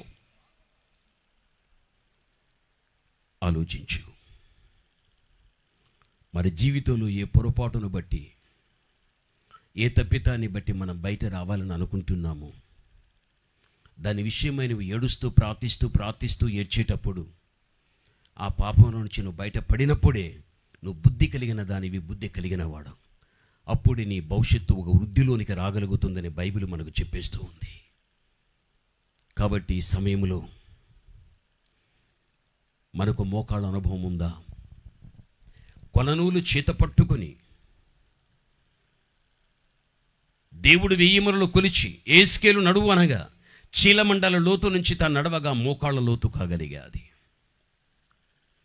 ఆ మోకాళ్లే ఆ 1000 మొరలు 1000 సంవత్సరములు ఆ కాలములో కల్పించిన వాడి అబ్రహాము మోకాళ్ళు ప్రార్థనా జీవితం. అబ్రహాముకు ప్రార్థనా జీవితం ఉంది. తను చేసిన ప్రార్థన, నాశనమయ్యే సొదొమలో నా సోదరుడు నశించిపోతాడే, ఆ వ్యక్తి రక్షించబడాలని చేశాడు. అబ్రహామును జ్ఞాపకం తెచ్చుకున్నాడు. నశించబడనివ్వకుండా అతన్ని బయటపడవేశాడు. ఈరోజు నీవు అంతే. నీ కళ్ళ ఎదుట ఎంతోమంది పాపం చేసి నశించిపోతున్నారు. వారందరూ కూడా బయట రావాలి, వారంతా రక్షించబడాలి అంటే నువ్వు ప్రార్థన చేయాలి. నువ్వు చేస్తే అబ్రహామును జ్ఞాపకం తెచ్చుకున్నట్లుగా నిన్ను దేవుడు జ్ఞాపకం తెచ్చుకొని ఒకరోజు నీ ప్రార్థన ఎవరి కోసం చేసావో ఆ వ్యక్తులు కూడా రక్షించుకోగలుగుతాడు. కాబట్టి కడవరి రోజుల్లో మన ప్రార్థనలు నశించిపోయే వ్యక్తుల యొక్క రక్షణార్థమై మన ప్రార్థనలు ఉండాలి. జీవితమంతా నీ ఇంటి కోసం, నీ పిల్లల కోసమే కావద్దు, నీ అవసరతల కోసమే కాదు. అవన్నీ దేవునికి తెలుసు, అని నీకు ఇవ్వగలుగుతాడు. అయితే నువ్వు చేయాల్సింది ఒక్కటే. ప్రభువు ఏమన్నాడు? నశించిన దాన్ని వెతికి రక్షించటానికి నేను లోకానికి వచ్చి తిని అన్నాడు ప్రభు. దేవుడి నిన్ను రక్షించుకున్నాడు, నశించిపోయి నిన్ను రక్షించుకోగలిగాడు. కాబట్టి ఈరోజు నువ్వు పూర్తిగా ఆత్మీయ జీవితంలో నశించిపోయేటువంటి బలహీనత ఏదైనా నీలో ఉంటే నీకోసం నువ్వు చేసుకో. ఎవరైనా పాపం ద్వారా ఆత్మీయతను నశించిపోతున్నారా వాళ్ళ కోసం నీ ప్రార్థన ఉండని. అప్పుడే దేవుడు జ్ఞాపకం తెచ్చుకుంటాడు. అద్భుతమైన కార్యాలు దేవుడు చేయగలుగుతాడు. కాబట్టి ఎక్కడ కానీ మన జీవితంలో ప్రార్థన అనేది తక్కువ కాకూడదు. మన ప్రార్థన మనం పెంచుకునేవారుగా ఉండాలి. ప్రభునందు ప్రియమైన వాళ్ళారా, పగటి కాలమందు దేవుడు 3 పనులు చేశాడు. రాత్రి కాలమందు ఒకే ఒక పని చేశాడు. పగటి కాలమందు ప్రభు అద్భుతాలు చేశాడు. 2 స్వస్థతలు చేశాడు. 3 చక్కని సువార్త సందేశాన్ని అందించాడు. ప్రొద్దుకుంకిపోయాడు ఆ లోపల. వెంటనే శిష్యులు వెంట పెట్టుకుని అరణ్యానికి వెళ్ళిపోయాడు. సమీప తోటలోనికి వెళ్ళిపోయాడు. కొండలకు వెళ్ళిపోయాడు. రాత్రంతా ఏకాంతంగా ప్రార్థన చేశాడు. ఆ ప్రార్థనతో శక్తిని సంపాదించుకున్నాడు. ఆ శక్తితో పగటి కాలమందు అద్భుతములు, స్వస్థతలు చేసేశాడు. ఈరోజు నీవు కూడా అంతే. నీ సేవ ఫలించాలి అంటే, నీ భక్తి గల జీవితం అంతకంతకు వృద్ధి రావాలి అంటే దాని వెనుక నీకు ప్రార్థన ఉండాలి. ఆ ప్రార్థన నిన్ను, నీ సేవను, నీ కుటుంబాన్ని, నీ సంఘాన్ని అంతకంతకు అభివృద్ధిలోనికి తీసుకుని రాగలుగుతుంది. యేసు చేసిన పనులు ఏవైతే ఉన్నాయో మన నిజ జీవితంలో అవి జరిగినట్లయితే తప్పనిసరిగా దేవుడు మనను ఒక అభివృద్ధిలోనికి తీసుకుని వెళ్ళడం అనేది జరుగుతుంది. కొలనూలు చేత పట్టుకుని 1000 మరులు కొలిచిన తర్వాత యెహెజ్కేలు నడువు అన్నప్పుడు మోకాళ్ళ లోతు నుండి నడవగా అది మొలలోతు వచ్చింది. మళ్ళీ 1000 మరులు కొలగా నడవటానికి వీలు లేదు, లోతు ఉన్న కారణాన్ని బట్టి ఎదవలసి వచ్చింది. ఇక్కడ కనిపించిన 1000 మొరలే అక్కడ కనిపించే 1000 సంవత్సరములు. ఇక్కడ మొలలోతు అంటే ఆ మొలలోతుకు సంబంధించిన వాడే సొలొమోను. ఈదవలసిన పరిస్థితికి సంబంధించిన వాడే యేసుక్రీస్తు ప్రభుల వారు. అసలుకి మొలలోతు ఎలా సొలొమోను దీనికి పోల్చవచ్చు, ఇదే పరిస్థితి ఎలా క్రీస్తుకు పోల్చవచ్చు? రేపన్న దినాన దీన్ని ధ్యానం చేద్దాం. కళ్ళు మూసుకుందాం.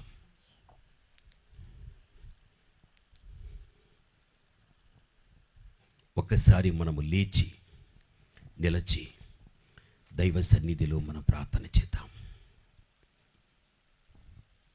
దయచేసి నువ్వు లేచి నిలచి దైవ సన్నిధిలో మనం ప్రార్థన చేద్దాం. ప్రభునందు ప్రియమైనటువంటి వాళ్ళారా, ప్రేమ కలిగిన దేవుడు, దయగలిగిన దేవుడు, నువ్వు దేవునికి ఒకే ప్రార్థన చేయి తల్లి. లేచిన మీరు ఎవరు కళ్ళు తెరవద్దు. ఒకే ఒక నిమిషం అలా కళ్ళు మూస్తారా? మీరు కళ్ళు మూసి మీ పెదవులు విప్పి హృదయపూర్వకంగా ప్రార్థన చేయండి. దేవా, నా అడుగు నీదై ఉండని తండ్రి, నా నడక నీదై ఉండని తండ్రి, నేను నిన్ను వెంబడించే వ్యక్తినిగా నన్ను చేయి తండ్రి. ఎక్కడ కానీ జీవితంలో నాలో తప్పుడడుగు రాకూడదు, తప్పుటడుగు నేను వేయకూడదు తండ్రి. చెడు అడుగులు నాలో ఉండకూడదు, లోకరీతిగా నేను ప్రయాణం చేయకూడదు. నీ బిడ్డగా తండ్రి నేను నీతో కూడా నడవాలి. ఆ కృప నాకు దయచేయి. ఇశ్రాయేలు నడిచి కనానుకు వెళ్ళారు. మేము నడవగలిగితే పరలోక కనానుకు మేము వెళ్ళిపోతాం. దయచేసి మమ్మల్ని నీతో కూడా తండ్రి నడిపించుకో. నువ్వు అడుగు తల్లి. అంతేకాదు, మోకాళ్ళ అనుభవం, నాలో ప్రార్థన జీవితం లేదు తండ్రి. దయచేసి నాకు ప్రార్థన దయచేయి. నీతో నేను ప్రార్థనాపూర్వకంగా మాట్లాడేటువంటి ఆ కృప నాకు దయచేయి. ఆ కృప నీవు నాకు ఇవ్వగలిగితే దేవునికి నీకు ఒక బంధం, అనుబంధం అనేది ఏర్పడుతుంది. ఇంతకాలం వరకు నీకు తెలియలేదు. నువ్వు పగలైనా రాత్రి అయినా వెనకటి రోజుల్లో ప్రార్థన చేసినప్పుడెల్లా మనుష్య కుమారునికి పైగా దేవదూత దిగొచ్చేస్తుంది. నీ ప్రార్థన దేవుని దూతను దేవుని దగ్గర నుంచి తెప్పిస్తూ ఉంది. నువ్వు ఆమెనన్న వెంటనే నీ ప్రార్థన వెళ్ళిపోతుంది పరమన్న దేవుని దగ్గరికి. ఎన్నిసార్లు ప్రార్థన చేయకుండా దూతను రానివ్వకుండా చేశావు? ఎన్నిసార్లు ప్రార్థన చేయకుండా దూత నీ దగ్గరికి రానివ్వకుండా నువ్వు చేశావు? ఇంకా ఉండకూడదు తండ్రి. ఎప్పుడు దూత నా దగ్గరికి రావాలి తండ్రి. అయితే నాకు ప్రార్థన జీవితం మీ తండ్రి. నా ప్రార్థన ఎప్పుడు మీ దగ్గరికి రావాలి ప్రభువా. నేను చేసింది మర్చిపోయినా నా ప్రార్థన మర్చిపోవు. ఒకసారి మన 2 చేతులు పైకెత్తుదామా? దైవ సన్నిధిలో ప్రార్థిద్దామా తల్లి? అందరూ చేతులు పైకెత్తుదాం. చేతులెత్తి ప్రార్థించడం దేవునికి ఇష్టం. ఎందుకు అంటే ఆయన సహాయం కోసం నువ్వు ఎత్తావని దేవుడు ఎంతగానో నీ మీద జాలి చూపిస్తాడు తల్లి. నా కుమార్తె, నా కుమారుడు 2 చేతులు పైకెత్తి చాశారే, నా సహాయం కోసం నా బిడ్డలు పైకెత్తారు. నా బిడ్డలకు నేను చేస్తా సహాయం. అమ్మా, అయ్యా, చాచిన నీ చేతులు సహాయం కోసమే. అడుగు. నీతో నడిచే కృప నాకు ఈ తండ్రి, నీతో మాట్లాడే ప్రార్థన అనుభవాన్ని నాకు ఈ తండ్రి. ఈ 2 ఈ రాత్రి నాకు ఇచ్చి భవిష్యత్తు నడిపించు తండ్రి. చాలామంది పురుషులు ప్రార్థన చేయలేదు, మౌనంగా ఉంటున్నారు. దయచేసి మౌనంగా ఉండవద్దు. ఈ ప్రాంగణములో ఎవరైతే ప్రార్థన చేయగలుగుతారో చేసేవారి దగ్గరికి దూత వచ్చేసాది. నువ్వు చేయలేదంటే దూత నీ దగ్గర లేదు అని దాని అర్థం. దూత నీ దగ్గర లేదు అంటే నీ ప్రార్థన దేవుని దగ్గరికి వెళ్ళదు. ఎందుకు వెళ్ళదంటే నువ్వు చేయలేదు. నువ్వు సేవకుడవైనా, సేవకురాలవైనా, భక్తిపరుడవైనా, భక్తి కలిగిన దానివైనా, నువ్వు పెద్దవైనా, నువ్వు చిన్నవాడని ఎవరైనా సరే, నువ్వు ప్రార్థన చేస్తున్నావు అంటే దూత నీ దగ్గరికి వచ్చేసాది. నువ్వు ఆమెనన్న వెంటనే నీ ప్రార్థన దేవుని దగ్గరికి వెళ్ళిపోతుంది. ఈ సమయం దయచేసి సమయంలో వచ్చి నువ్వు చేసేటువంటి ఒక్క నిమిష ప్రార్థనలో నీ దేవుణ్ణి నువ్వేం అడగనై ఉంటున్నావు, నువ్వు అడుగు. ప్రార్థనలో నువ్వు పెట్టు. దేవుడు కార్యాన్ని చేయగలుగుతాడు. దేవుడు కార్యాన్ని చేస్తాడు. ఆశ్చర్యకరుడైన మా తండ్రి, అద్భుతమైన మా మంచి యేసయ్య, మీ బిడ్డలు ప్రసూతి వేదన వలె తండ్రి వేదన పడుతూ ప్రార్థిస్తున్నారు. బయటపడిన శిశువు వలె మీ బిడ్డలు కూడా తమ బలహీనత నుంచి బయటపడి బుద్ధి కలిగిన వారై వృద్ధికి రావటానికి ప్రతి ఒక్కరిని కూడా మీరు దీవించమని ప్రార్థిస్తున్నా. ప్రతి ఒక్కరి అడుగు మీదై